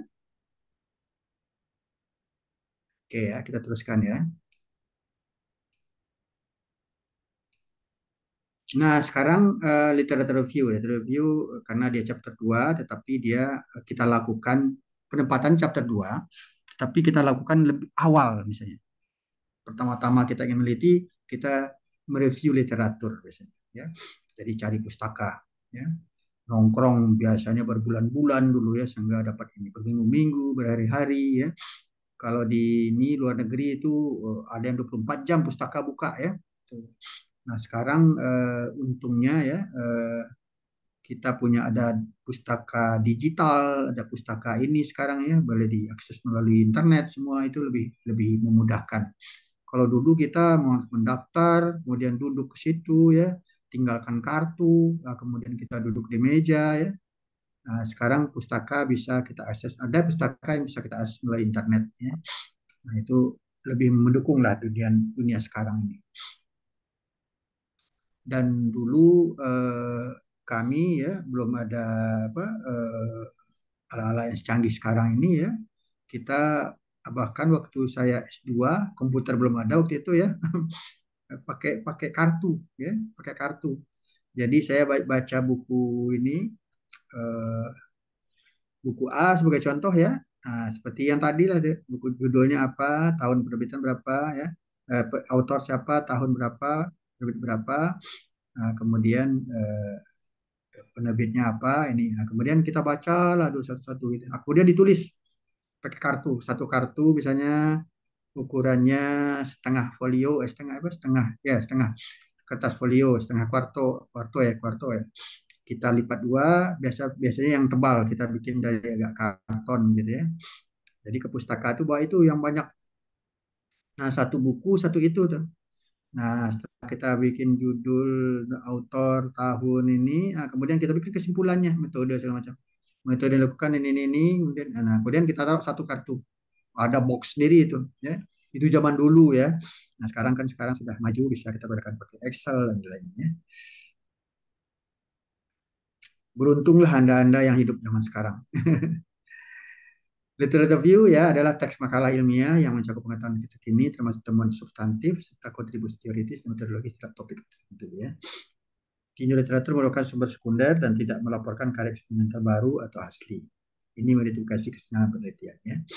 Jadi review literatur ini bisa dalam bentuk buku ya, bisa dalam bentuk jurnal, bisa juga dalam bentuk laporan penelitian ya, bisa Anda gunakan. Yang penting terini ya. Bisa juga dalam bentuk data-data seperti yang saya katakan tadi ya, penelitian apa, judul pertumbuhan ekonomi tadi dari laporan lembaga tertentu ya yang sudah dipublish misalnya. Misalnya Departemen Keuangan dia melaporkan menerbitkan data time series pertumbuhan ekonomi kita ya selama 10 tahun. Nah, Anda boleh kutip, jadi sumbernya adalah Departemen Keuangan sebagai contoh ya. Jadi bisa dari buku, bisa dari laporan, bisa dari jurnal. Ya, itu adalah literatur review. Sepanjang kita perlukan ya. Sumbernya banyak berarti literatur review ya. Dan bahkan apa namanya? Kawan-kawan kita yang arkeolog mungkin ya, arkeolog ya, dia literaturnya adalah objek ya. Misalnya dia menemukan patung ya atau batu batu bersurat, batu bertulis begitu ya. Nah, itu juga suatu literatur dia ya. Jadi tidak dalam bentuk buku, bisa juga dia menemukan apa namanya dalam bentuk objek ya, bisa juga itu sebagai itu ya.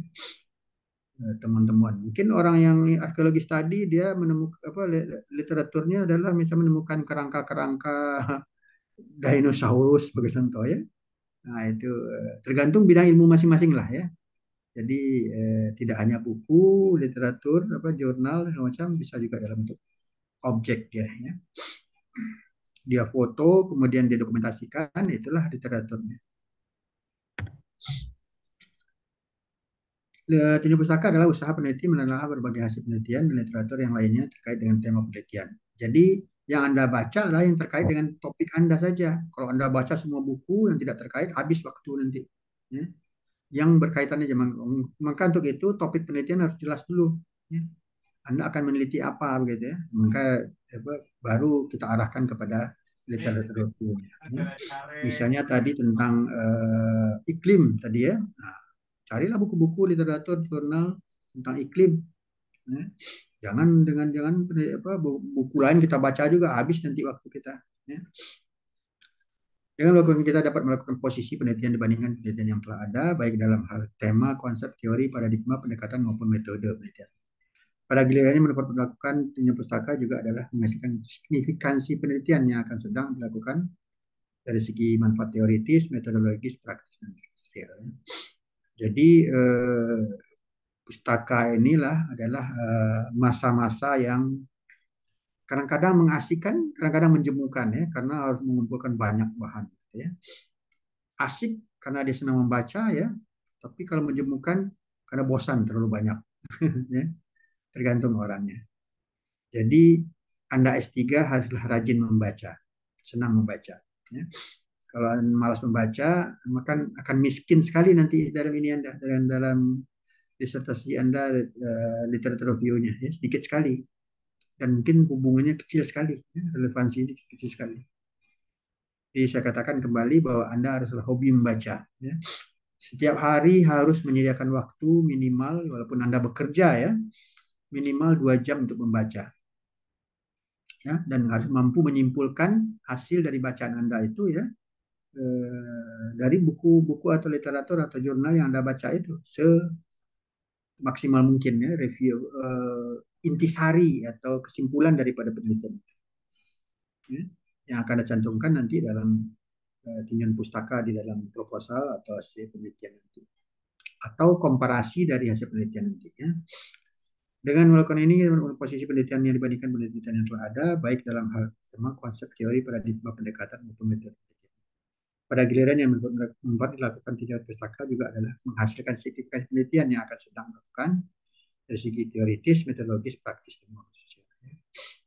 Jadi mengapa saya anjurkan minimal teorinya digunakan apa, metodologi digunakan apa, hasilnya apa, ya itu Anda bisa mengkomparasi nanti ya. Menurut Kessler Heisler ya, tinjauan pustaka itu fungsinya adalah untuk mempelajari sejarah permasalahan penelitian. Ya. Jadi Anda akan ini tracking penelitiannya. Misalnya masalah pendidikan, ya, masalah pengelolaan perguruan tinggi, pengelolaan madrasah tadi ya.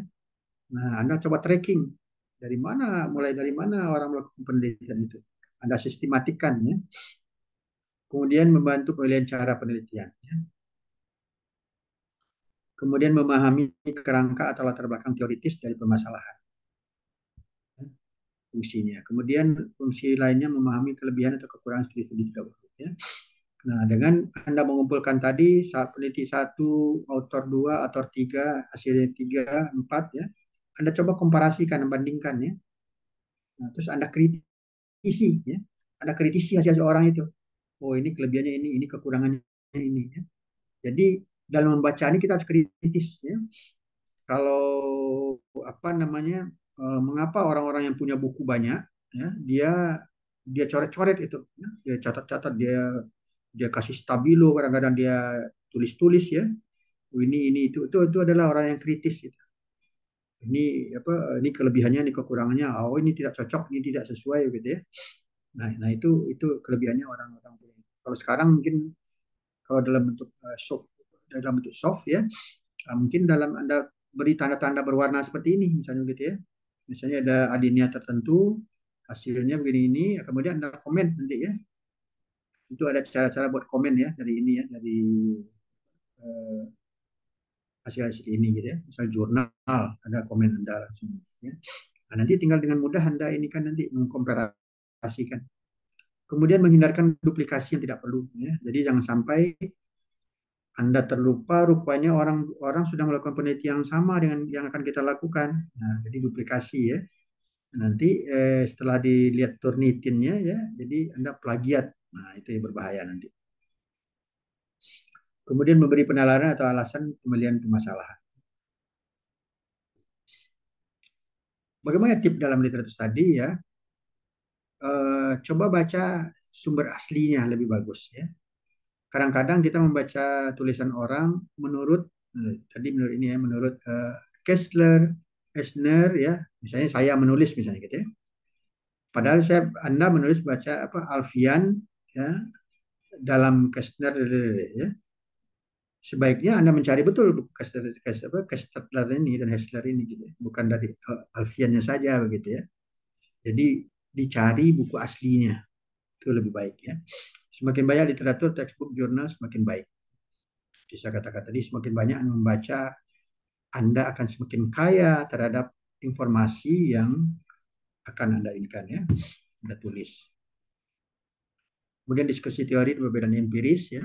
Jadi dalam literatur review ini Anda harus membuat banyak bertanya. Oh, ini kenapa? Ini begini ya. Anda kritisi gitu ya. Ini sama, ini beda ya, dan lainnya. Menyatakan posisi penelitian yang diajukan dibandingkan dengan penelitian teori ya. Nah, setelah Anda membaca, membandingkan semuanya, di mana posisi saya? Saya di ujung, di tengah, di hulu ya, atau berseberangan atau mendukung ya. Itu Anda tentukan posisi penelitian Anda dalam hal ini nanti ya. Penelitian nanti. Kemudian ada 4 langkah dalam review ini. Yang pertama, pencarian literatur, mengidentifikasi penelitian yang relevan ya. Seperti saya katakan tadi, jangan sampai kita membaca buku yang tidak relevan gitu ya, tidak sesuai dengan topik kita. Kemudian formulasi masalah, topik mana yang sedang diteliti dan mengapa. Ya.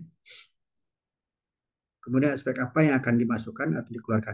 Setelah kita baca banyak ya, oh ini perlu, ini tidak ya, Anda delete aja nanti, Anda buang. Misalnya setelah Anda buat di Excel sekian banyak ya, oh ini perlu, ini tidak, oh ini tidak relevan ya. Kemudian setelah membaca lagi, oh ini kurang sesuai, oh ini terlalu lama, terlalu kuno misalnya gitu ya. Jadi Anda bisa masukkan, bisa keluarkan. Tentukan cakupan benda Anda. Kemudian yang ketiga, analisis kritis, mengkritik pakar, mengidentifikasi bukti, asumsi, kesalahan, dan kesalahpahaman misalnya. Jadi ketika Anda di review ini harus mengkritisi ya, mengkritisi dari tulisan orang.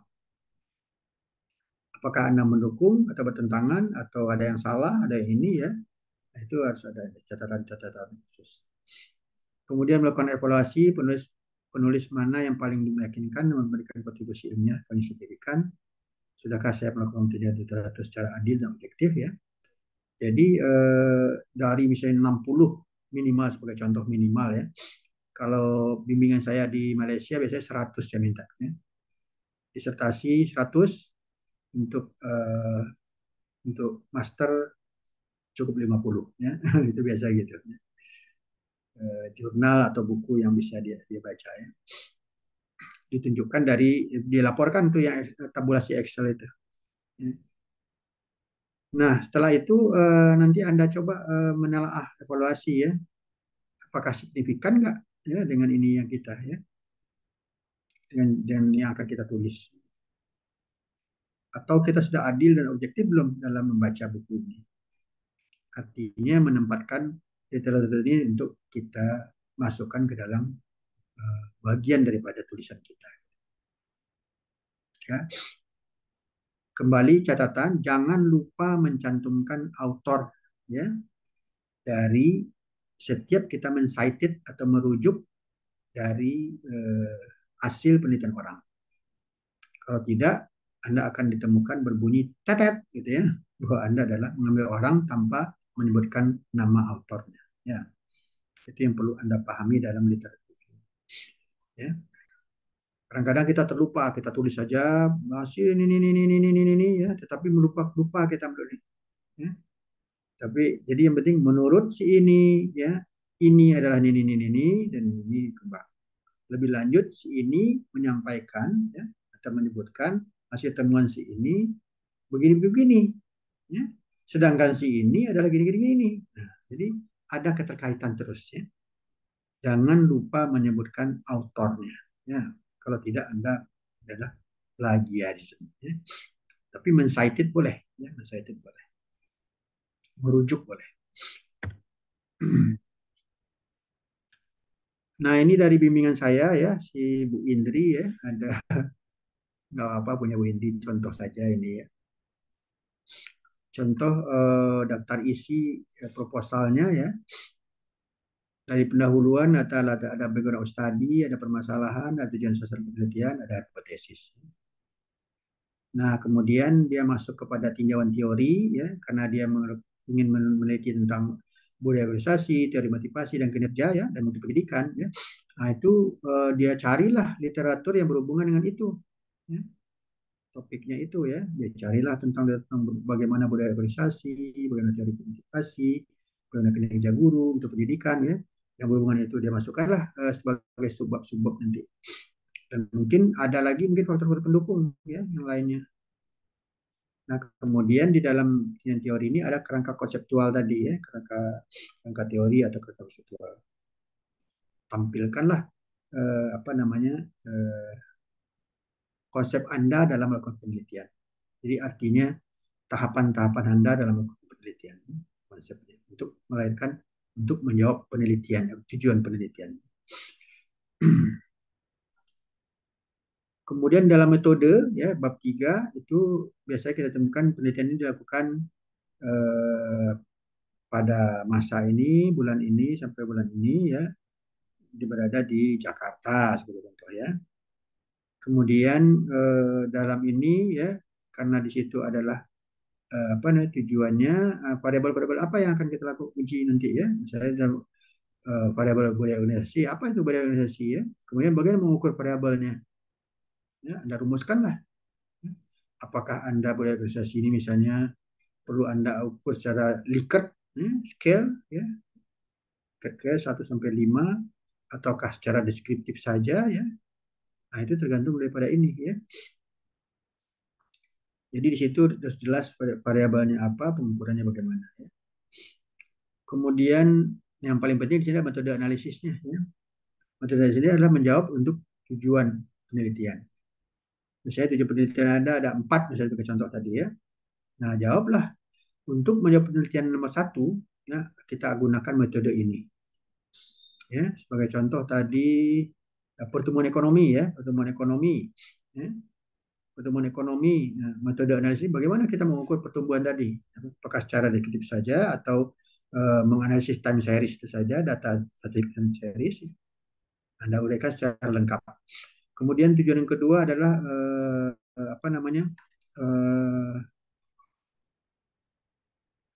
pemerataan ya, pemerataan kan. Yang kedua tadi ini ya, ekonomi terhadap kesejahteraan ya. Yang ketiga adalah ketimpangan ekonomi ya. Nah, Anda cantumkanlah bagaimana untuk pemerataan tadi, konsep-konsep pemerataannya. Jadi Anda harus menginginkan konsep pemerataan, ya. Apakah pemerataan, metode mengukur pemerataan itu bagaimana, ya. Kemudian ketimpangan bagaimana, ya. Jadi misalnya untuk ketimpangan itu ada apa namanya, skala apa namanya yang untuk yang gendut ini, ya. Eh, Skala Likert. apa? Skala Likert. Bukan apa yang ketimpangan ekonomi, untuk ketimpangan ekonomi yang 0,5, 0,3, 0, ini, ya. Jokowi kan dia menggambarkan bahwa pertumbuhan ekonomi itu ini ketimpangan kita semakin kecil, padahal sebenarnya ketimpangan kita semakin besar, gitu. Ada kawan ekonomi apa namanya, diagram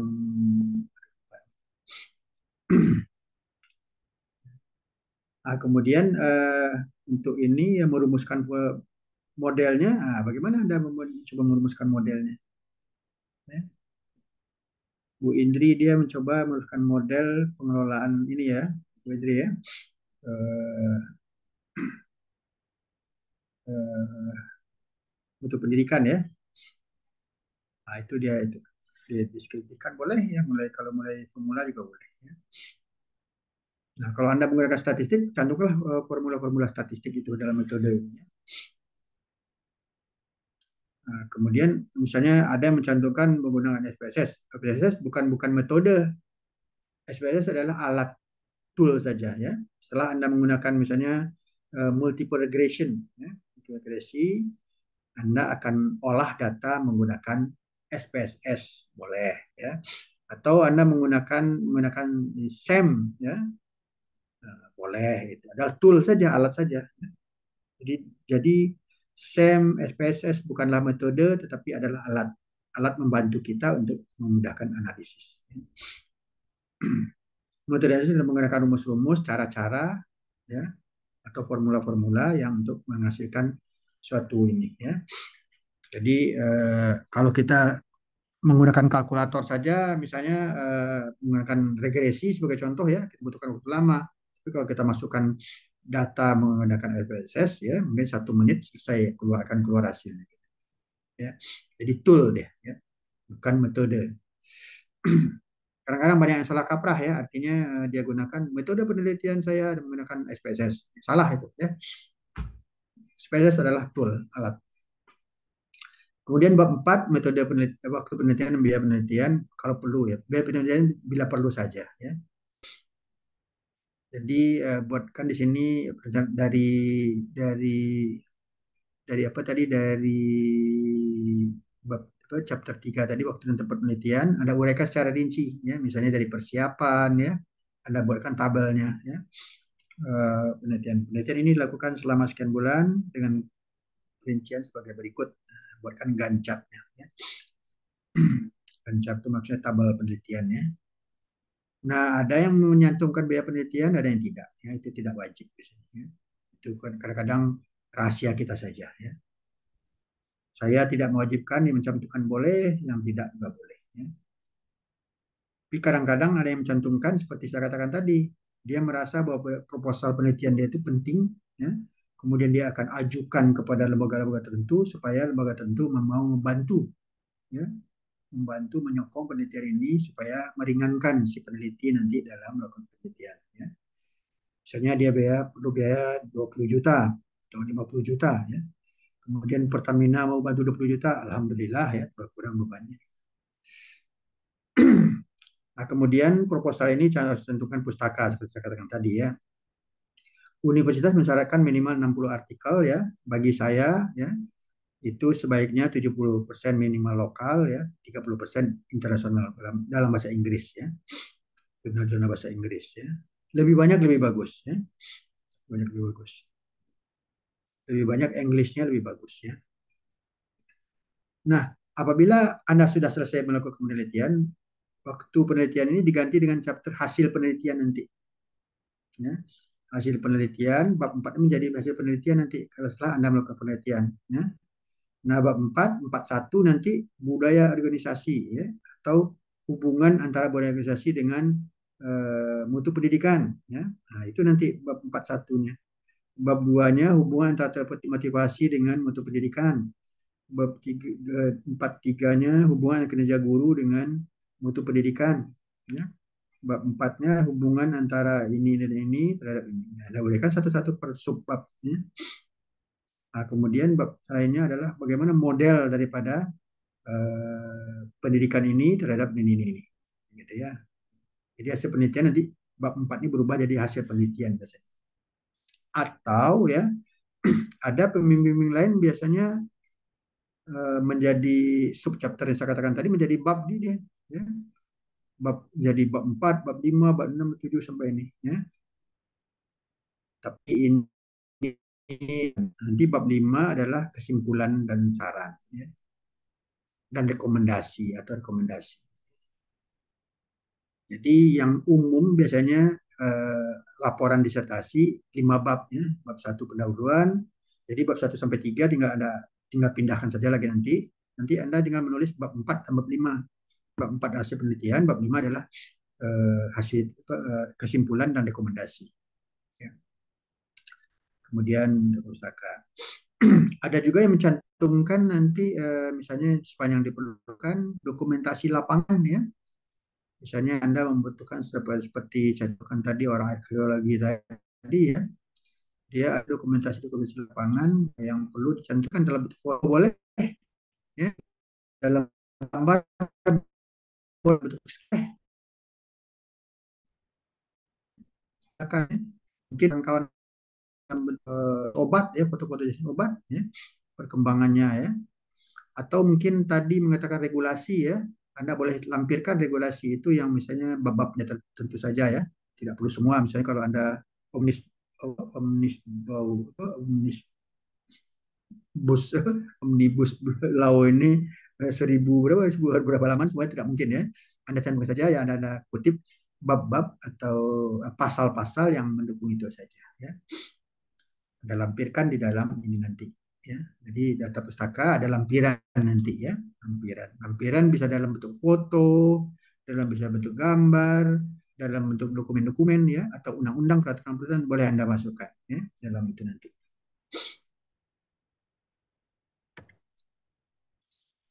Kemudian data pustaka di lampiran, data pustaka memuat informasi pustaka-pustaka yang diacu, dikutip, cited ya dalam proses penelitian ya. Dan pustaka ya biasanya buku dan majalah tidak dipisahkan dalam daftar sendiri. Untuk penulisan daftar pustaka dapat banyak corak tata penulisan ikuti petunjuk berlaku dan tetap corak seperti secara konsisten ya. Tergantung aturan universitas ya. Tapi yang banyak menggunakan sesuai dengan abjad ya. Dan abjad misalnya Alfian berarti apa namanya A berarti paling atas ya. Kemudian B Boni, B di bawah itu ya. C sampai ke ya. Ada juga yang menginikan family name ya. Kalau Anda merujuk atau men-cited author asing misalnya John Smith ya, itu biasanya dituliskan Smith marga ya. Smith titik J, nah begitu ya, John Smith. Nah, jadi bukan John Smith ya. Tapi kalau di Indonesia misalnya Alfian Zen ya, nah, dituliskan Alfian Zen panjang begitu ya. Nah, nanti ada aturan-aturan universitas dalam penulisan ini ya. Biasa ada panduan-panduan penulisan biasanya. Ya. Kalau ada itu lebih bagus ya. Nah, nanti harus Anda perhatikan betul dalam penulisan pustaka ini ya, abjad ini. Apakah seperti itu? Apakah ditulis nama panjang ya? Apakah dibikin family name dulu dahulunya ya? Atau ini ya? Panjang saja ya? Itu tergantung peraturan biasanya. Aturan yang disusun oleh perguruan tinggi masing-masing. Karena setiap perguruan tinggi berbeda aturannya. Tapi yang umum adalah melalui berdasarkan abjad, urutan abjad ini ya. Itu yang banyak digunakan. Saya kira itu ya. Jadi saya ingin terakhir mengingatkan bahwa saya tidak melakukan ujian ya. Kalau diminta nanti nilai ya oleh oleh universitas ya, saya memerlukan data untuk membuat penilaian tentunya ya. Anda coba kumpulkan proposal Anda nanti kepada saya. Saya memberikan tengah waktu terserah kapan mau dikumpulkan boleh ya. Bikin aja kesepakatan ya. eh, Paling lambat sekian ya. Karena ini tergantung kepada universitas harus memasukkan nilai kapan ya. Kalau akhir bulan Mei berarti sebelum itu Anda harus memasukkannya kepada saya supaya saya ada masa minimal seminggu karena banyak ya 22 orang tidak bisa sehari tentunya ya. Minimal seminggu saya baca, menilai dan ini ya. Kalau harus ini atau kalau boleh bulan Juni mungkin nanti boleh ada molot lagi waktunya tergantung ini. Jadi bikinlah kesepakatan tanggal ini ya nanti beritahu saya ya. Eh, Kalau nggak salah informasi Bu Indri tanggal akhir bulan Mei ini ya ada ujian proposal ya Bu ya. Ya, Prof. 30, 31, Ya. Prof. Jadi kemudian tanyakan juga ke Pak Suhendar apakah nilainya masuk kapan paling lambat. Ya. Oke, Prof. Bisa saja Anda kirimkan proposal itu kepada saya sebelum Anda ujian atau sesudah terserah. Yang penting minimal seminggu sebelum nilai masuk itu harus diserahkan kepada saya supaya saya ada waktu untuk memberikan penilaian gitu. Baik, Prof. Ya. Jadi bisa Anda melalui WA, boleh juga nanti melalui email saya boleh. Ya.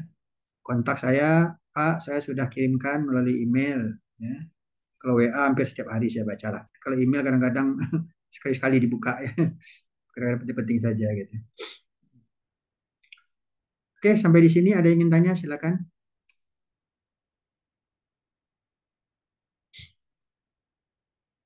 Silakan Bapak Ibu. Ada berapa orang kita hari ini nih?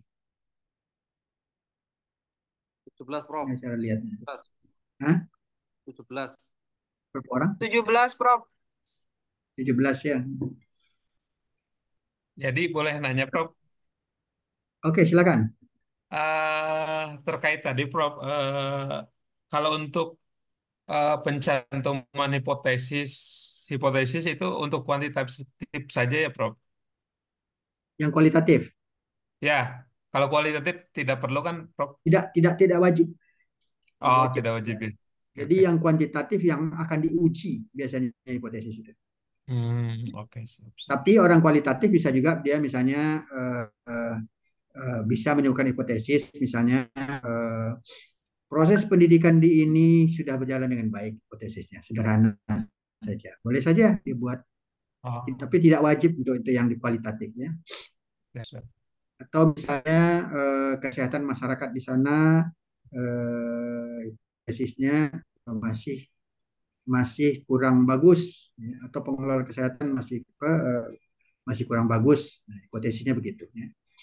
Nanti dijawab dalam hasil penelitiannya. Bisa saja dia memprediksi awal boleh, tapi dia dengan kalimat yang sangat general, umum ya, Oke. untuk angka kualitatif. Terus kalau untuk ini tadi kan tidak ada hipotesis ya, ya tidak wajib gitu ya. Kalau untuk media uji keaman datanya, kalau untuk kualitatif cukup dengan eh, metode triangulasi saja, Prof. Member check dan triangulasi.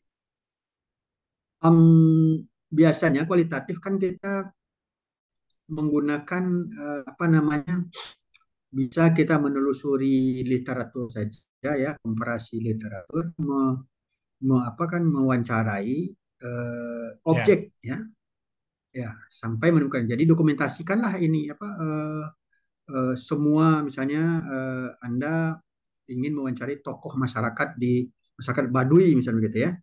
Ya. Bagaimana pola hidupnya kok bisa bertahan sampai sekarang misalnya gitu ya. Nah, anda wawancarilah dari kepala adat, jadi kepala suku, kepala ini ya, secara snowball.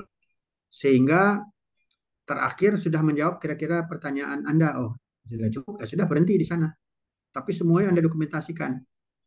Jadi Siap. kualitatif biasanya dia menggunakan alat recorder ya. Ya. Sehingga apa namanya kadang-kadang pembicaraan tuh biasanya mengalir aja kalau orang kawan-kawan kualitatif nih, ya. Ada yang tidak terfikirkan, kita tanyakan, ya. Kita pancing terus, ya.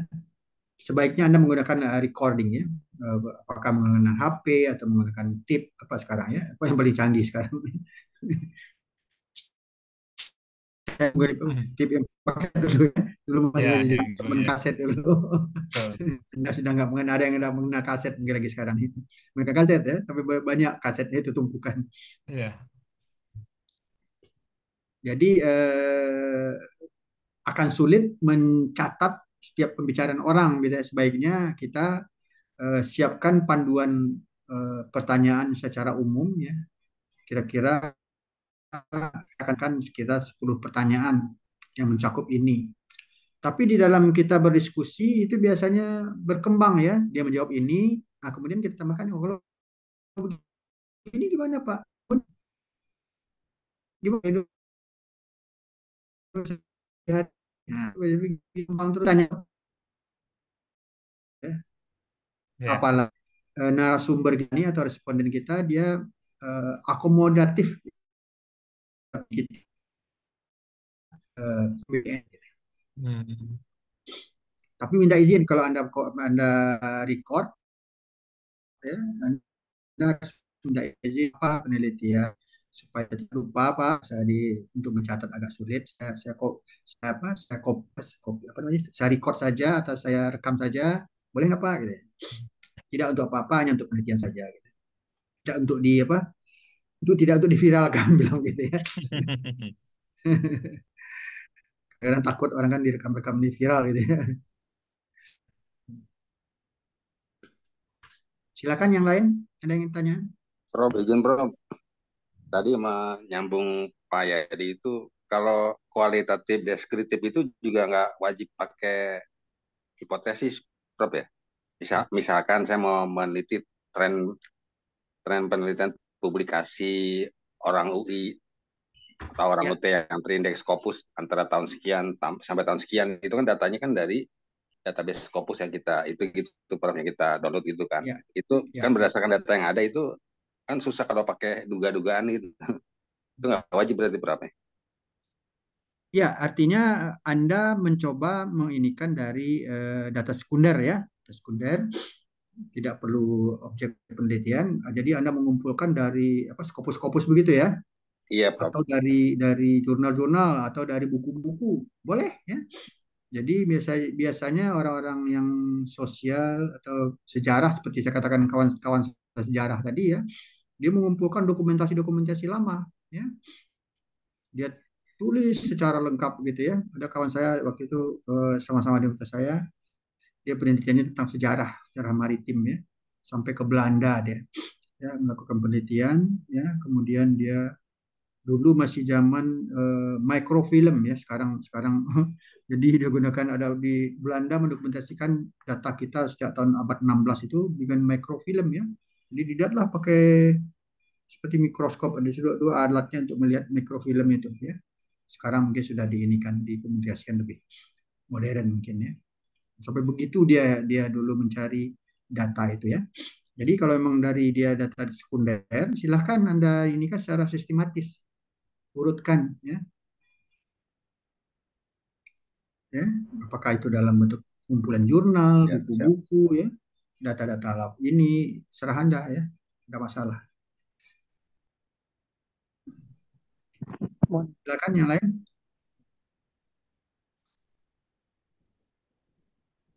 Masih ada? Halo, Ya, silakan. iya, terkait tentang pertanyaan penelitian itu, Prof. Apakah pertanyaan penelitian itu berbasis teori, artinya mengacu pada grand teori, ataukah hanya pada variabel penelitiannya, Prof? Ini kemauan. Ya, jadi pertanyaan penelitian itu apa namanya? Setelah Anda menginikan background of study, ya. Tentunya setelah Anda membaca buku, ya, literatur gitu, ya. Jadi setelah Anda baca buku literatur, inilah topik yang saya bikin, Anda bikinlah latar belakangnya. Dari latar belakang itu ya, secara ini ya, kemudian timbullah pertanyaan bagi Anda. Apakah ini masih relevan? Apakah ini berpengaruh atau tidak? Ya, apakah ini sesuai atau tidak? Nah, itulah pertanyaannya.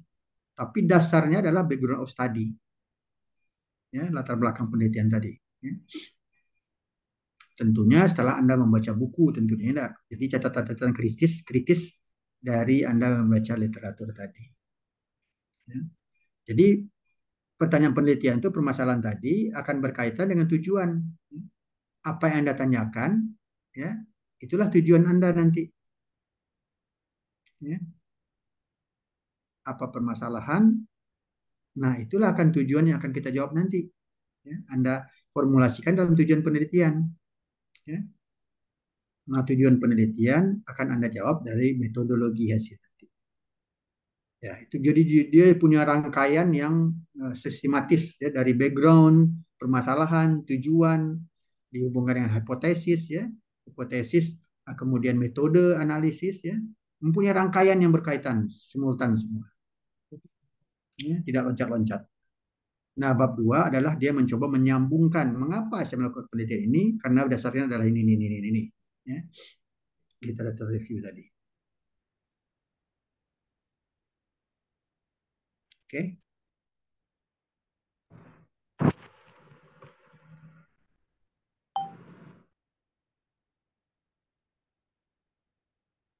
Ada lagi, silakan.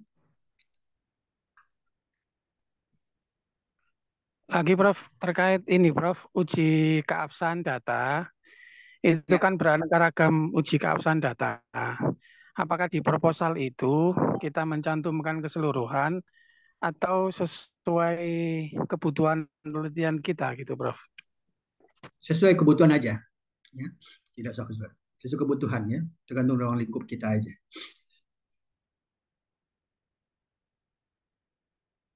Tergantung skop penelitian kita aja ya. Oke Prof, terima kasih.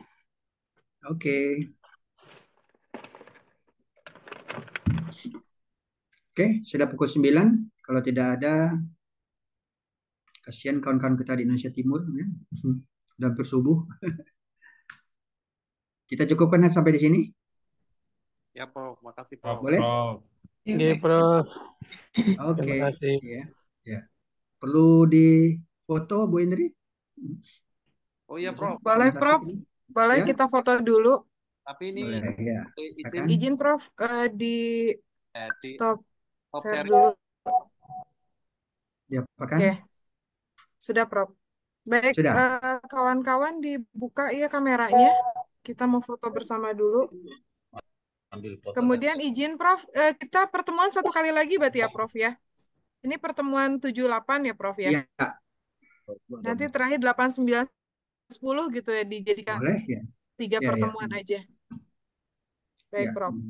Karena memang Siap. kalau awalnya kan hanya 5 kali ya ini dimintakan oleh ini ya. Betul, Ya. Prof. Jadi yang terakhir saya coba padatkan nanti. Ya. Baik.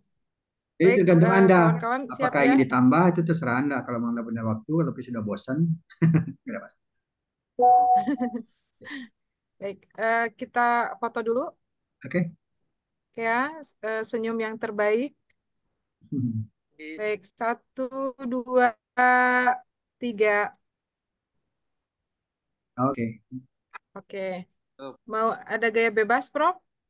Bebas terserah. Ngapain? Gaya bebas. Jempol. Jempol lah, Bentar jempol. ya, dikirim dulu sebentar Kayak supaya dada. nggak hilang. Toto Oke. dia tutup muka dia bebas. Malu, Prof, Malu dia. ya, gaya bebas ya. Oke. Siap jempol aja. Atau boleh serang heo. Saya serang heo ya. Saya jempol aja lah. Serang heo. Gimana serang heo deh? Begini, Prof. Ini ya. Serang heo. Oke ya, siap ya. 1, 2, 3. Terima kasih Bu Indri. Oke, sip. Oke, Terima kasih, Prof. Pak. terima kasih semua ya. Selamat malam, selamat Baik. Terima kasih, istirahat. Prof. Sampai ketemu Terima lagi kasih, Prof. minggu depan Iya, ya. Prof. Selamat malam, Prof. Terima Terima kasih, Oke, Prof. see you. Selamat Terima malam, kasih, Prof. Bye. Prof. Ya. Udah dicerahkan. Waalaikumsalam. Oke, sama-sama. Terima kasih, Baik. Prof. Oke. Eh, Prof sudah tidak ada ya? Ya, Bun. Lanjut. Bu Elti mana? Ganti jilbab. Baik. Nang, aku lagi absen, ngisi absen. Oke. Jadi Bapak lagi ngaji. ada beberapa. Pertama, ada beberapa kawan kita dari 25, Pak Pak Darwan ya. Pak Darwan itu nggak jadi gabung. Sudah disampaikan oleh Darmawan, Prof. Dawaman, Dawaman. Dawaman, Prof. Pak Dawaman nggak jadi gabung, jadi sudah dikeluarkan. Dan mungkin ada beberapa di antara kita bertanya, ah, ada juga yang dikeluarkan dari grup oleh Prof. Suhendar. Salah satunya Pak Hari, Pak Denny, Bu Mahdar, Bu Hartati, dan Bu Lisa. Jadi mereka itu sudah lulus duluan, Bapak Ibu. Ya, kita tidak usah bertanya, kok bisa sih lulus duluan? Karena memang di dalam notula kita harus baca ulang. Kalau memang sudah siap, ya silahkan diajukan, itu kan ya, masih ingat ya. Silahkan diajukan dan kemudian bisa ujian dengan catatan satu grupnya itu ada 5 orang. Jadi kita nggak usah mempermasalahkan itulah ya. Biarkan saja yang sudah duluan selesai mengambil jalannya masing-masing. Yang paling terpenting, komitmen kita semua selesaikan terlebih dahulu perkuliahan sampai dengan akhir. Jadi terakhir kita itu tanggal 22 Mei di mata kuliah Medpen Bisnis, Prof. Makin. Gitu ya. Itu jadikan komitmen untuk kita semua, jangan sampai di antara kita ada yang menggunting eh, perkuliahan dengan seenaknya begitu ya, karena kita harus menjaga nama baik AUI, walaupun memang ada kelonggaran dari Prof. Suhendar, tapi secara